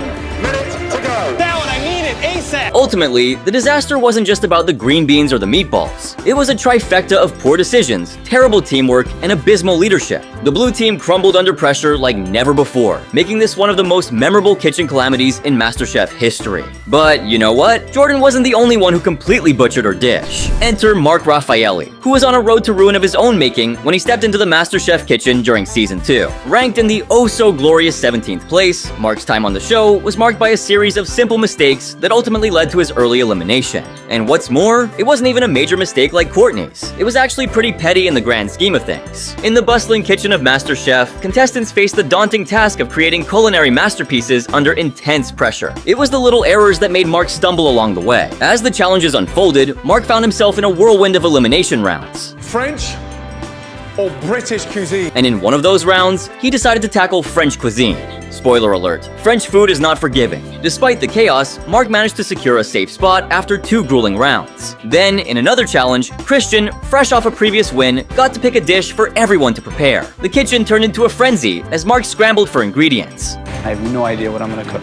Amidst the hustle, Graham noticed Mark's determination and held high hopes for him. But then came the pivotal moment. Confidence in his dish, and you could see Mark falter. It was like the weight of the competition hit him all at once. French restaurants? No. Okay. So you're kind of flying blind. Yes. Okay. Still, with unwavering determination, Mark presented his creation to the judges, a peppercorn-crusted filet. Creamy rosemary garlic mashed with a béarnaise sauce. Sounds delicious, right? But then Joe discovered a grave error. Get this, there was raw flour in the mashed potatoes. Yes, raw flour. And flour? I had a little bit of starch. That tiny mistake turned what could have been an exquisite dish into a culinary disaster. Chef Ramsay, never one to mince words, jumped in to express his disappointment. And adding flour to a liquid mashed potato And he didn't just stop there. is one of them. Raw flour and mashed potatoes? That's a rookie mistake, a culinary sin even, especially at this level of competition. Mark, realizing the gravity of his error, found himself under the intense spotlight of scrutiny. Praying that someone else's dish was worse than mine, but adding flour, even if someone's dish was worse than mine, I still have a really... The tension in the kitchen was palpable as Mark awaited the judge's verdict. It was a tough moment watching someone who had clearly put in the effort make such a basic mistake. You could see it written all over his face. The realization that this simple oversight could cost him his shot at the title. Even after the unfortunate mishap, there was still a flicker of hope that Mark's overall performance might compensate for this error. As the judges deliberated, Mark was well aware that his fate was teetering on the edge.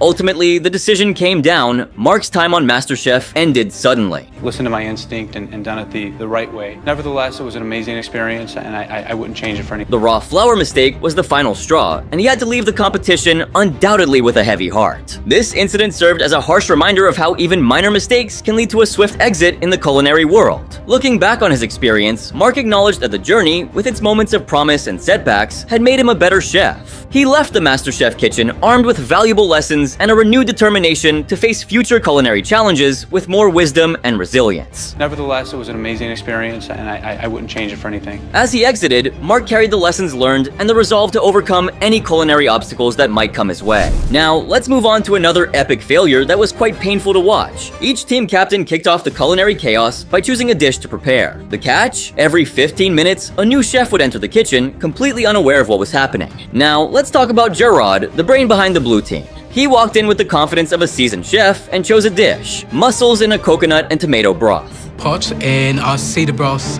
and think to myself, I definitely want to improve this. Sounds fancy, right? But here's the clever part. It's not only delicious, but it's also simple enough for everyone on the team to get on board with. It was a solid strategy. I don't know. He said to me, should I cook more? And for Jared, his cooking skills seemed to be as strong as his leadership ability. I'm sure the judges were eager to see how this recipe would turn out. However, things quickly started to spiral out of control, and I don't think anyone, especially Jared, expected it to go this way. John, the third chef to step in, somehow missed Fiona's message about the dish. Instead of sticking with mussels in a coconut and tomato broth, he interpreted the instructions in his own unique way. His left hand. Is it chocolate? What's he doing? It was frustrating to watch. You could see the confusion and frustration all over their faces. And wow, did John take that miscommunication to heart? In just 15 minutes, yes, you heard that right, just 15 minutes, John dashed to the pantry like he was on a mission, grabbing every kind of seafood he could find in an attempt to create a seafood extravaganza. But wait, there's more. Is he doing with white chocolate? In a bold and unconventional move that would make even the most seasoned chefs sweat, John decided to grab a block of white chocolate. His reasoning? In John's world, making a veloute out of chocolate was apparently the next big culinary innovation, something not even the judges had anticipated. There's a coconut mussel broth. Even Marco Pierre White himself seemed baffled. He approached John like a concerned parent about to address a child's mischief, asking a question that fit the situation perfectly. But did John heed the warning? Absolutely not. He charged ahead, completely unaware that he was headed straight for disaster. What are you doing? I told him what the dish was. He's just gone and got new. And just when you thought the chaos couldn't escalate, it did. It always seems to, doesn't it? John's cooking frenzy reached a peak as he threw himself into what can only be described as the culinary disaster of the century. Meanwhile, the rest of us could only watch in stunned awe or horror, depending on your perspective, as he single-handedly turned a simple dish of mussels into an epic culinary catastrophe. I know exactly what's going on now. This dish is just beyond complicated. The clock was ticking, and Jared was supposed to be leading his team to victory with this mussel dish. But when his time was up, the kitchen looked like a complete disaster zone. There were mussels everywhere, some half-cooked, others barely touched, and the counter was a chaotic mess, resembling a hoarder's paradise. Why are you doing a white chocolate velouté with a coconut broth? Then Amy, the fourth chef in line, stepped up, hoping to salvage the situation. But hold on to your aprons, folks, because John couldn't even string two coherent words together to explain what he was trying to cook. It was like he was speaking an entirely different language. What's the white chocolate velouté? Did that broth into it, and we're gonna be adding white. With just 30 minutes left, the situation looked bleak, and no one had any idea what was going on. Fast forward to the end, and it was a total disaster served with a side of humiliation. But it's complete chaos in there. What's the dish? So what? Too late, John, too late. Amy and Georgia were left scratching their heads, staring at a pot of what can only be described as a culinary catastrophe. As a result, Team Blue was sent straight to the elimination round, and there was John on the other side, admitting defeat with a feeble, "I messed up." Well, no kidding, John. Maybe next time, stick to microwave meals. At least they don't come with such high stakes. How about we kick things off with this gem? You do seriously surprise me. I was hoping you'd see that. I mean, Dramatic pause. Seriously, this guy really thought Chef Ramsay was gonna praise him. You surprise me to how shit you are. oh, thank you. And don't even get me started on that ridiculous grin. I'm sure you all had the same reaction because I definitely did. Man, I would have been digging myself into a hole at that moment. Speaking of embarrassing moments, I'm diving into a treasure trove of mortifying moments from the show. That's exactly what Bowen's leadership in episode 6 of season 9 demonstrated. Bowen, in his haste, decided to bark some orders at SJ Yun. I need somebody to fry the fish. You don't need to go down now. I don't care. He seemed to be taking his leadership role a bit too seriously, but he overlooked something crucial. Fish has a specific timing for cooking. If you jump the gun and cook it too soon, the fish can end up cold and soggy. Bowen's rush to get things started wasn't exactly appreciated by his teammates. They even tried to convince him to reconsider, but Bowen was determined to push ahead with his plan. And guess what? Chef Ramsay, ever vigilant, caught them in the act. Bring me the tray of fish that's cooked. Yes, Chef. Chef Ramsay was not impressed with Bowen's decision at all. They're gonna sit there for 10 minutes. What's gonna happen to this in 10 minutes? And look at that one. That's not even cooked. That's ice cold. Unfortunately, SJ ended up bearing the brunt of the scolding. I thought you'd know better. Yes, Chef. I'm begging you now. Get your together. All Bowen had to do was exercise some patience, but in his haste, he ended up causing chaos. Meanwhile, there was a team that exemplified the exact opposite approach. This was the first team challenge of season 6, and the menu included hamburgers with onion rings and coleslaw, along with a fish and chips dish, all to be served to the hungry crowds at Knott's Berry Farm. Here's the twist. There wasn't a fixed number of diners. Anyone who walked through the gate needed to be fed by both teams. To make it even more interesting, these guests would also vote for the winning dish. On one side, Dara was leading the blue team. From the very start, the blue team struggled to find their rhythm. I have to say, it was painful to watch how disorganized they were. But here's where it got really crazy. With just 10 minutes left on the clock, not a single portion of fish had even started cooking. What's you got cooked, Katrina? None. Blue team! Yes! There's no fish cooked! Chef Ramsay, never one to hold back, gathered the blue team and delivered a stern warning. Pressure test? This is insane! His frustration was palpable, and it was clear he was beyond furious. In a dramatic move, he told Dara outright. Dara! Look at me. Should we just cut to the chase? This is insane! No fish cooked! There was no longer a place for her in the challenge, and she was promptly sent to the pressure test. This was a harsh decision, but one that seemed inevitable given the circumstances. Eventually, Claudia had to step in to take over the fish station. Despite the chaos, she managed to pull off the dish successfully. In my opinion, her ability to turn things around under such pressure was nothing short of impressive. But hey, you got more coming from contestants. Working as a dishwasher in his mother's restaurant in Maine, Mark was here to prove his worth. And for someone as young as him, the dude was beaming with confidence. Growing up in a restaurant at such a young age really did steep me in the culture and the respect it takes to succeed in the kitchen. But look, there is a clear difference between being confident and being overconfident, and this dude definitely didn't fall in the right category. Mark believed that he'd nail every dish in the competition, but he had no idea what was in store for him. When he was preparing his signature dish to impress the judges, Chef Ramsay happened to ask him a genuine question. Why didn't he go to culinary school? And Mark's answer kind of showcased the true extent of his arrogance. I find that I've learned enough in my own field, personally, independently, and just as well through my own experience. Yeah, this dude had no idea what it meant to be humble. I mean, I kind of sensed he was cocky from his earlier interactions, but this was on a whole new level. And Chef Ramsay's simple wow was enough to tell us exactly what he thought of the guy. But here's the thing. He wasn't just overbearing, he was deluded. I'm one of the more talented people in this room. And guess who vibed with his over-the-top confidence? Even at 19 years old, you feel you're above the class. Absolutely. Anyway, despite all the boasting, his dish was nowhere near perfect or even fairly decent. Visually, what do you think? I like how it looks. You're full of The famous chef was all set to burst his little bubble. You know and I know, but that's undercooked. His lamb was grossly undercooked, and the fact that he tried to pass it off by saying it was decent really got on Chef Ramsay's nerves. Man up a little bit, got me? Absolutely. That must have hurt his ego real bad. But it wasn't just about the lamb. Even his cauliflower puree was more butter than cauliflower. And even for an old school chef like Chef Ramsay, it was way too much for him. And when Joe stepped up to the plate, he didn't have anything good to say either. You got a lot of swagger behind the bench. You cook like a kid who's been in a restaurant. All the swagger and technique has to translate into a dish. Joe threw shade at Mark's attitude and asked him to back his skills with a little more technique. And where would he learn that technique from? You know where you learned that technique? Exactly the place you said you didn't need to go. Culinary school.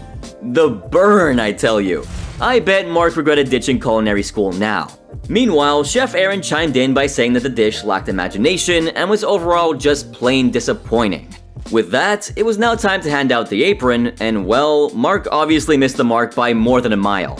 And you can say that his reaction kinda gave away his immaturity.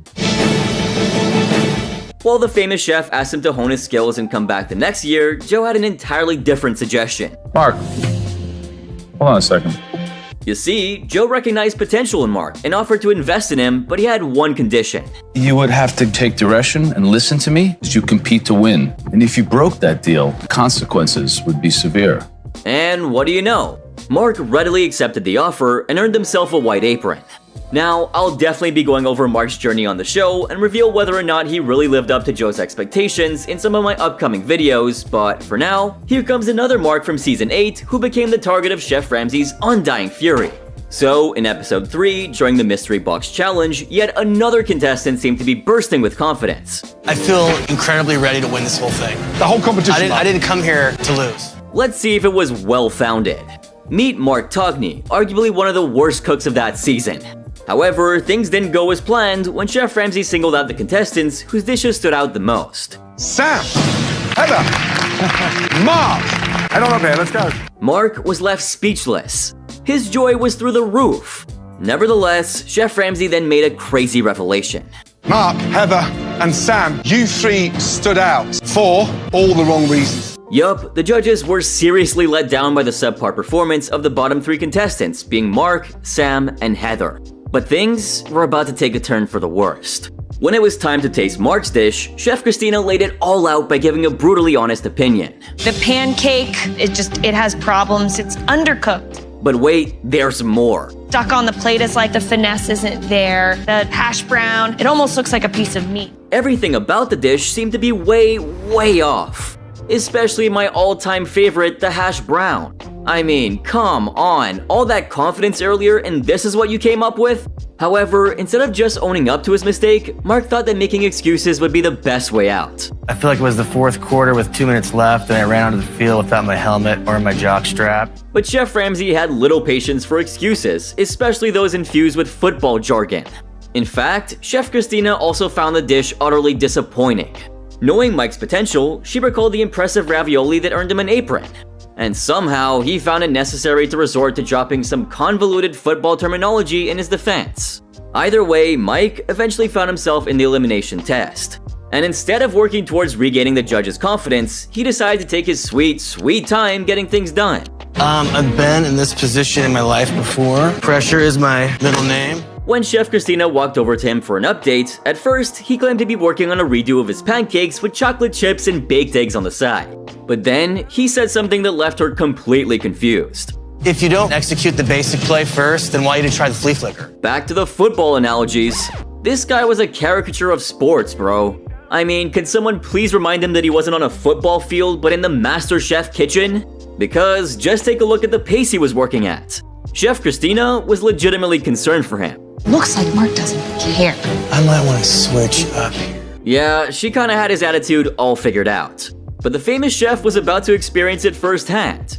At the 10-minute mark, when Chef Ramsay decided to share a word of wisdom with Heather, Mike made a comment that pissed Chef Ramsay the hell off. You know what you could do, Heather? Just do what I do and ignore them. I mean, who does this guy think he is? The famous chef had had enough with the guy, and he decided to confront him once and for all. Is this a joke for you? No. Is this just a big show off for your mates? No. Take it serious or take your apron off. And believe me, it wasn't a mere threat, it was an ultimatum. And with just 2 minutes left on the clock, Mark wasn't getting any more respectful. Mark, you've still got 1 minute. Mark. I'm working on it. The audacity of this man surprises me even after I've watched these clips hundreds of times after putting this video together. Now, fast forward to the tasting, and Mark was so incredibly confident about his dish. But the famous chef wasn't anywhere near matching his energy. That is tough to look at. And when Chef Ramsay asked him if that was the best that he could do, guess what he had to say? Yes. I successfully completed the 28 sweep, and I think I scored a touchdown. Even he thought he was being a douche, and you know what? I couldn't agree more. Meanwhile, the famous chef wondered if Mark really had the passion and hunger to reach the top of the competition. As for Christina, well, considering she all but babied him every step of the way, seeing him fail like this was just not fun for her. And then that bacon you put in uncooked. Why not sear the bacon off beforehand? Although she found that the pancake was cooked properly, there was a looming question that bothered her. Really just a matter of whether a chocolate chip pancake and baked eggs is worthy of this competition. With a dish like that and an attitude to match, one thing was sealed: Mark's fate in the competition. Sam. And Heather, make your way to the balcony. He had it coming. Mark was then eliminated for failing to improve on his previous dish, and more so for his disrespectful attitude throughout the entire challenge. But this next contestant can rival Mark when it comes to being a smartass. Yep, I'm talking about Jeff from Season 8, and boy was he a handful. I mean, he's one of those contestants who mess with not just his competitors, but also the judges. Now, I gotta highlight this elimination challenge specifically when things started to get a little heated. This time, the judges threw an unusual curveball, where the contestants would not be performing solo. All of these home cooks right here are going to be competing in teams of 2. Jason decides who will be paired up for tonight's challenge. That's right, teams of 2. Which means it all came down to communication, collaboration, and self-control. Now, having won the Mystery Box Challenge, Bowen was tasked with picking the pairs. And guess who ended up with Jeff? Jeff's kind of roar will swallow up this person's voice. Caitlin, I pair you with Jeff.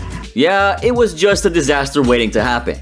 So, for the elimination test, the contestants were tasked with preparing an amazing Mexican platter. We have some homemade tortilla chips with the wonderful pico de gallo. Right next to that, we have this spot prawn ceviche with avocado and shaved radish. If this test wasn't already hard enough, Chef Christina then dropped a bomb that shook things up even further. You're not going to be cooking together at the same time. One of you starts cooking, and your partner must stand at the end of your station. And nope, she didn't stop there. When we shout, switch, you will trade position. Believe me, the pressure was insane. Because one of the pairs started to crumble like no other. Searing the meat first, though. Yep, exactly. Yup, Jeff and Caitlin were struggling to get grips with the situation. Although they were off to a great start, soon they started to face challenges they never even imagined about. The chips done and out of the way. I make tortilla chips all the time. Don't need that right now. Looks like someone's going through some major power dynamic issues. If you ask me, I think Jeff was just throwing unnecessary dominance into the mix in an attempt to control Caitlin's every move. Well, can someone please introduce him to the concept of teamwork, please? I mean, things got so obvious that even Chef Ramsay was quick to notice the growing power struggle. Look at how controlling Jeff is. Like, why am I even surprised? Now, don't forget that this was the same guy who didn't shy away from arguing with the Gordon Ramsay at every chance that he got. So, of course he was gonna try to assert his dominance wherever, whenever, and to whoever he could, right? Chef Christina had a different take on the matter though. According to her, Caitlin just wasn't strong enough to stand her ground, and well, in a way, both of them were at fault. One for being too submissive, and the other for being overly assertive. Interesting take, but she's not wrong. Because you can't deny that it was just painful to watch Jeff trying to be the boss. Especially when he didn't even command that kind of respect in the first place. For the pico de gallo? I can do this part. Jeff completely ignored Caitlin's presence and went ahead on his own. In his desperate attempt to have everything come out perfectly, he forgot the main goal of the challenge. Yup, there's the whole notion of teamwork again. Strange how it keeps coming up, huh? Chef Aaron even came up to their station and told Caitlin that they needed to communicate better in order to work things out. But even then, Jeff's attitude towards Caitlin continued to be as cold as ice. Those aromatics thing, you need to season that again for the vegetables. I am going to, and I know what we have to do. Correction, he was downright rude. Anyway, when it was time to present their dish, Jeff wanted something to be made known to the judges. I took a leading role with this entire tag team challenge. Caitlin didn't bring a lot to the table. My guy, it's because you didn't even let her. What's more, according to him, they failed to get the small details right, but everything else was on point. But Jeff's opinion didn't really matter, least of all here. First things first, Chef Ramsay made it clear that their inability to communicate and work things through as a team was frustrating to watch. And to make things worse, when he asked what they'd rate their platter, while Caitlin said a 3 or 4 at best, Jeff's answer went in a completely different direction. I beg to differ. I would have actually gone a little bit higher. I would have gone a 7 because everything is there. At this point, Chef Ramsay was so upset with him. Because everything's there, it doesn't mean that this is on a 7. I am not going to accept that. In fact, the famous chef was beyond disappointed. Now, let's go to the churros. 7 is not. Let's get that right. He decimated their platter, saying that the lamb looked like dog food, he wouldn't even bother looking at the tacos, and 4 of their churros would equal 1 actual churro. But that's not all. I was working as fast as I can to shred it with 2 forks and... I think that about says it all. To add insult to injury, Ramsay said that the only thing that he loved was the china that they served the food on. The one thing that they had absolutely zero part in making. Anyway, when it was time to decide who went home, the result was pretty obvious. No, it wasn't Jeff, it was Caitlin, for letting Jeff walk all over her. As Caitlin left with her head low, she brought a lesson well learned with her. In MasterChef, there was no space for contestants who can't take charge and speak up for themselves. One chef's meltdown was so humiliating, it became one of the most talked about moments in the show's history. The word hate is a strong word to throw around on a whim, but the guy I'm talking about today, well, he deserved every last bit of hate that he received. It's MasterChef, not Masturbate. Believe me, this contestant took making mistakes to a whole new level. And thanks to his impeccable cough skills, he's managed to piss off the judges, all the while keeping all of us glued to our screens. Yes, I'm talking about the king of kitchen disasters, Tali Clavijo. I mean, this dude had a talent like no other. He could turn classic dishes into, well, let's just call whatever he turned them into unrecognizable and leave it at that. Just like what happened in episode 4 of season 3. You see, Felix had the advantage of choosing the style of food for everyone else to cook after winning the Mystery Box Challenge. The judges presented their most intimidating dishes, from which Felix would have to pick one for the rest of the contestants. While Joe obviously came up with Italian risotto, Graham presented a classic New England clam chowder, and Chef Ramsay, well, any guesses? Of course, it had to be beef Wellington. And what was Felix's pick, you ask? Well, check this out. A stunning risotto. Now, you might initially think that you went for the wrong dish, but if you've seen like 15 minutes of Hell's Kitchen, you can probably guess where this is going. Fortunately for Felix, she didn't have to cook for the round, but the remaining contestants had 45 minutes to beat the elimination challenge.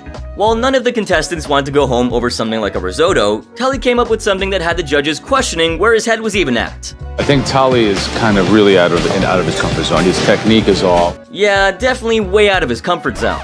Which is why he should have chosen to play it safe instead of experimenting like that. I mean, there's certain things that never go in a bloody risotto. Cranberry's one of them. He doesn't know when to stop. Forget about the technique, Chef Ramsay had a problem even with the ingredients he went for. And believe me, there had been some serious doubts about how it was going to turn out in the end. I'm seriously concerned. He is in hot water. Once the time ran out, it was time for the judges to taste each dish and determine the bottom 3. And here comes our hero with his version of risotto. Joe is definitely the scariest judge. He's the judge to win over. Yup, Tali believed that Joe was the key to the MasterChef title, but would the tough man be impressed by his dish? Let's check it out. I made a pistachio, cranberry, cherry, and gooseberry risotto.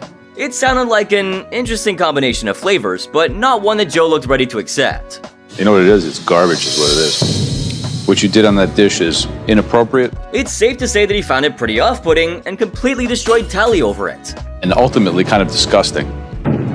Given Joe's description of the dish, I thought this would be Tali's last time cooking in the MasterChef kitchen, right? As for Chef Ramsay, his reaction was even worse.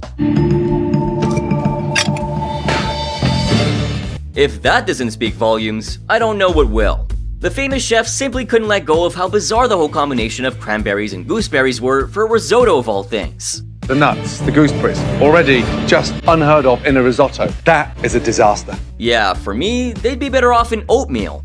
Anyway, after the underwhelming performance, it wasn't surprising to see Tali in the bottom 3 alongside Dave Mack and Helen.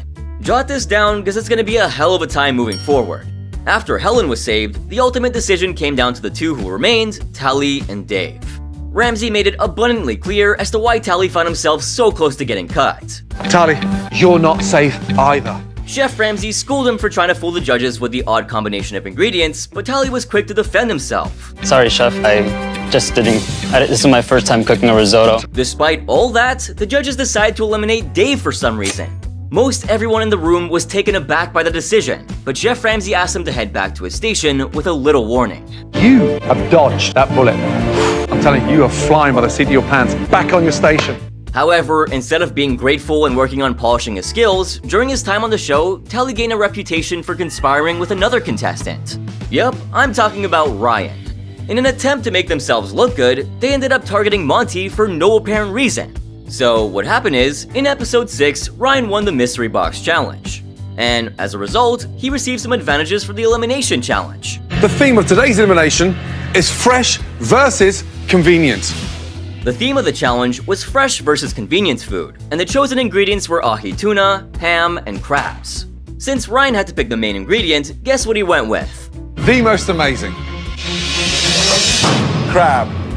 Additionally, he had the power to determine which contestants would cook fresh crab and which ones would work with canned crab. And what did he choose for Tally? And Tally the fresh crab. Interesting. Ryan did everything in his power to ensure that Tally didn't go home. I can't afford to have Tally go home. And handing him the fresh crab was a huge part of his strategy.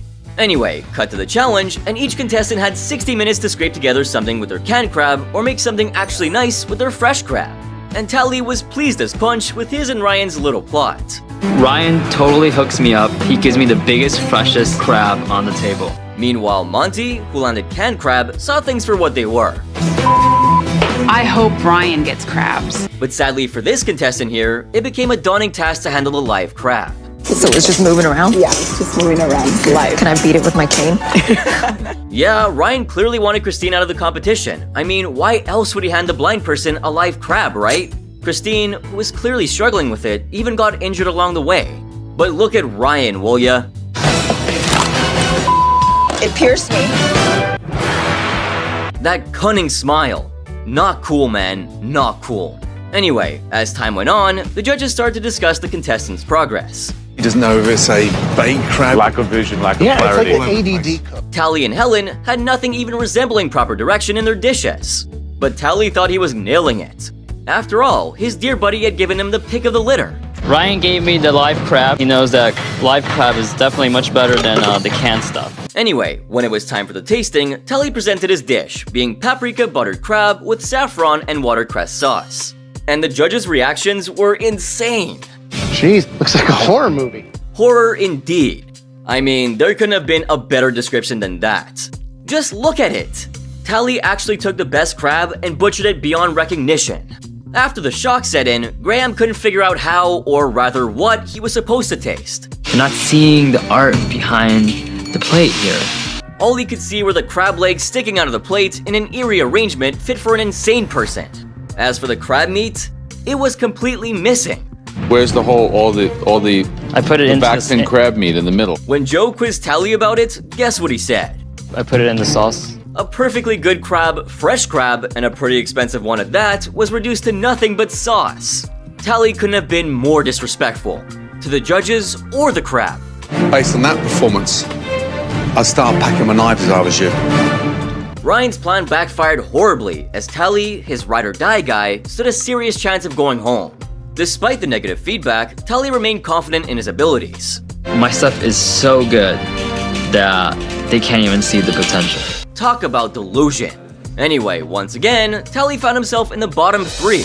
Remember how I said this was going to be a running theme? And by the way, Christine, who was actually faced with a real challenge, managed to impress the judges. Are you really blind? Yes, chef, I am. It wasn't just delicious, but it also looks stunning too. That takes some real skill considering the person who plated it literally couldn't see. But between her and Tally, only one of them looked like it was thrown together blindfolded. Ryan tried his very best to throw Christine out of the competition, and Chef Ramsay knew he'd play dirty. To teach him a really good lesson, guess what Ramsay did? He asked Ryan to step forward and taste Christine's amazing ceviche cocktail. Yeah, he literally made him eat his words. Speaking of, the other contestant Ryan had a bit of an issue with was Monty, and she decided to push the boundaries by making a Scotch egg with a crab shell. And guess what? It turned out to be yet another complete success. It's delicious. Oh my god. I mean, the famous chef couldn't stop singing the praises of her dish. There are chefs in this town that would love to have that on their menu tonight. It's bloody delicious. Joe also appreciated Monty's dish. Great idea. Thank you. I really like it a lot. Thank you. Well, Ryan's strategy had fallen flat on its face. As always, Tally found himself in the bottom 2, this time alongside Helen. But as luck would have it, Tally dodged a bullet once again. It's times like this that make me wonder if the show is rigged. Like, how could the judges not see through his pitiful excuse for talent, right? See, I know Helen didn't deserve to stay at all, but I believe neither did Tally. Like, come on. It's not like we've never seen double eliminations on the show, and this episode totally deserved it. However, Tally would go on to stay on the show for a long time to come. But did he use that time to better himself? Of course not! In episode 7, Ryan and Tally teamed up once again against Monty for, again, no apparent reason. But maybe the group challenge they lost against her had some role to play in it. Either way, the two of them found themselves facing the pressure test.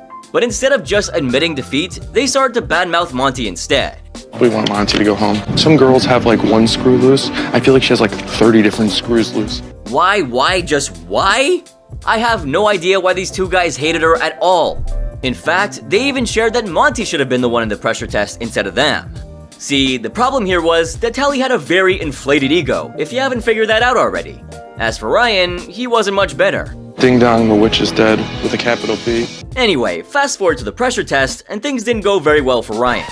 He was the first one to present his dish, but unfortunately, the cake he baked collapsed, and Graham shot back with a pretty nasty comment. I'm not a scientist in baking in the kitchen. Anyway, let's see what his partner in crime, Tally, had to present. Oh. Tally faced some similar difficulties with his cake and ended up having some liquid in the center. Wait, did I say some? Well, I take that back. Because here is what it really looked like. The judges didn't really have much to say about Tally's dish. And when they were done with the deliberations, Tally and Ryan found themselves in the bottom two facing off against each other. Now this threw viewers into a hot debate. While some wanted Tally to leave due to his gross lack of skill, some others wanted Ryan out for trying to game the system. But hey, at least the dude won a mystery box challenge, right? Anyway, the final decision was in the judges' hands, and here I was praying for a double elimination for the second time this season. I mean, it would be perfect, right? The two best friends who worked together to sabotage everyone else got thrown out of the competition together. Couldn't get any more poetic than that. However, the famous chef had other plans. He first threw an unexpected twist by asking them a rather thought-provoking question. I'm gonna ask that individual who knows who he is. Oh no, that wasn't the end of it. There was more to come. That didn't produce a stunning molten lava cake to act on integrity. Honestly, when have you ever seen something like this on MasterChef before? This is even crazier than a double elimination. The contestants had to step up all by themselves and hand over their aprons and their dreams at the very same time. But who do you think had enough integrity to step up? Tally, upstairs. Tally didn't move a muscle as Ryan decided to take off his apron and walk to the judges. Essentially, he volunteered to leave the competition, and Tally, despite being in the bottom two for 3 consecutive weeks, found himself safe thanks to his buddy's sacrifice. Ryan decided to give it all up for his friend, but if I go ahead and replay that moment for you one more time, you'll quickly notice how Tally didn't flinch one bit as the judges waited for the contestants to make a decision. It was a silent message to Ryan to pack up and leave for his sake. The dude didn't even spare his own friend. Either way, from there on out, Tally had a challenging time in the kitchen due to his consistent poor performances or a dream team to fall back on. Despite his ambition to be creative and use complex techniques, he lacked the necessary knowledge and often failed in his attempts. In one particular instance, Tally's station was in complete disarray, with kitchen equipment scattered on the floor. Chef Ramsay, who happened to notice this, was floored, no pun intended. Look at the mess. And what was his excuse? Put it all in one space. It's not in one space, it's from there all the way down and all over the place. Yeah, safe to say that wasn't gonna cut it. If you were in any of our kitchens, yes, sure, you'd been fired 6 months ago. Not gonna lie, I thought Tally would get kicked out right then and there. And then, suddenly I remembered this wasn't Hell's Kitchen. Anyway, despite the chaotic scene, Tally presented a 3-cheese pizza with duck breast and crème fraîche sauce. And what do you think that went like? It's served on a bed of raw flour, right? My intention was to roll out my flatbread and get it into the oven. Yeah, just like you thought, it was a waste of everyone's time yet again. Ryan definitely stood a better chance in the competition than this poor excuse for a cook. Just look at all that raw flour. Ugh. I can't believe the judges actually dug in to taste that damn thing. Yep. Of course, the judges decided to come out swinging with some heavy criticism, especially Chef Ramsay. You work in a mess, produce a mess. I'm struggling to identify what the hell you're doing. Ultimately, Tally's downfall came from his delusions, thanks to which he struggled to recognize his flaws. He continued to brag about his apparently hidden skills, which I believe are gonna stay on the down low forever, given that they didn't exist and all. See, it's essential for aspiring chefs to have a realistic understanding of their abilities and to be receptive to constructive criticism. They need to improve to succeed in a competitive environment like MasterChef. But Tally's attitude ultimately led to his elimination, which was a long time coming, by the way. Yep, episode 11 finally spelled doom for Tally. That's 11 episodes too long for me, but better late than never, right? So, in this final challenge, Tally received Arctic char as his protein. Now, Tally decided to use a sous vide approach to cook his fish. But the famous chef wasn't so sure about that. It's an oily fish. Yeah. Why would you sous vide that? But Tally, as usual, assumed that he knew it all. It cooks it in its own juices and it keeps that flavor locked in. What the hell? You think you know better? During the tasting, it became clear that Tally's Arctic char with green lentils didn't meet the judges' expectations. And this time, Joe wasn't mincing words. Broiled lentils, because I can see they're all exploded and overcooked. He then also called him out for using big words to describe his dish instead of just being straight up with a presentation. As for Ramsay, he was even more critical with his feedback. Watch you cook and I just get so pissed off with you around. You're misinterpreting the competition. And then, just when you thought he was done, he dropped the mother of all bombs. It's Master Chef, not Master Bait. Ooh, that was brutal. And guess what? It just kept coming. It's badly seasoned. It's just a mess. It was almost like the judges got up and chose violence against Tally for the day. Eventually, none of the judges had anything positive to say about the dish. And this time, Tally found himself in the bottom 3 alongside David and Christine. And then came the ultimate elimination that everyone was hoping for all along. Tally, your time is done in MasterChef. Tally was finally shown the door for his poor performance. Correction, let me reword that for you. He was eliminated for his poor performance, which consistently became poorer and poorer every single episode. Suddenly, all is right in the world. It's clear that Tally had been struggling in the kitchen for some time now, and his elimination was ultimately for the best. Throughout the competition, Tally's lack of skill and unbearable persona became all too apparent. It was almost like a train wreck that you just couldn't look away from, right? The judges, and all of us alike, were left scratching our heads at how someone could be so clueless in the kitchen and yet so full of themselves. Despite several chances to turn things around, Tally just couldn't get his act together. But hey, let's not be too harsh here. Even though Tally was a total disaster as a home cook, his presence on the show taught us an important lesson. Not every home cook deserves to be a chef, let alone a MasterChef winner. Lesson number 2, being cocky and stubborn won't get you very far in any walk of life, but especially not in the kitchen. Anyway, so what's Tally been up to after the show? Maybe he's got a not-so-secret bromance with Ryan going on? Now, you might all know that Tally was a musician from Chicago before joining MasterChef. Despite being eliminated, he didn't let that discourage him from continuing to cook, although not professionally. In his professional career, Tally had experience as a recruiter for tech startup companies. He worked as a recruiter for WAG Labs Incorporated, a tech startup company, before joining Lucky Day as the head of talent. Currently speaking, Tally is working as a recruiter at Edify. Maybe he finally found it in him to step back and reevaluate his approach, and maybe even come back stronger and wiser in the future. Who knows, cause stranger things have happened, right? So, do you think Tally deserves the crown of the worst chef that's ever been on MasterChef, or did I miss the real king or queen of the losers? Make sure to let me know in the comments section down below, or you could also leave me a message on my social media pages. And as usual, don't forget to drop a like, subscribe, and turn on my post notifications. Plus, hey, if you thought this video was crazy, then wait till you see this next one right here, since it's even crazier.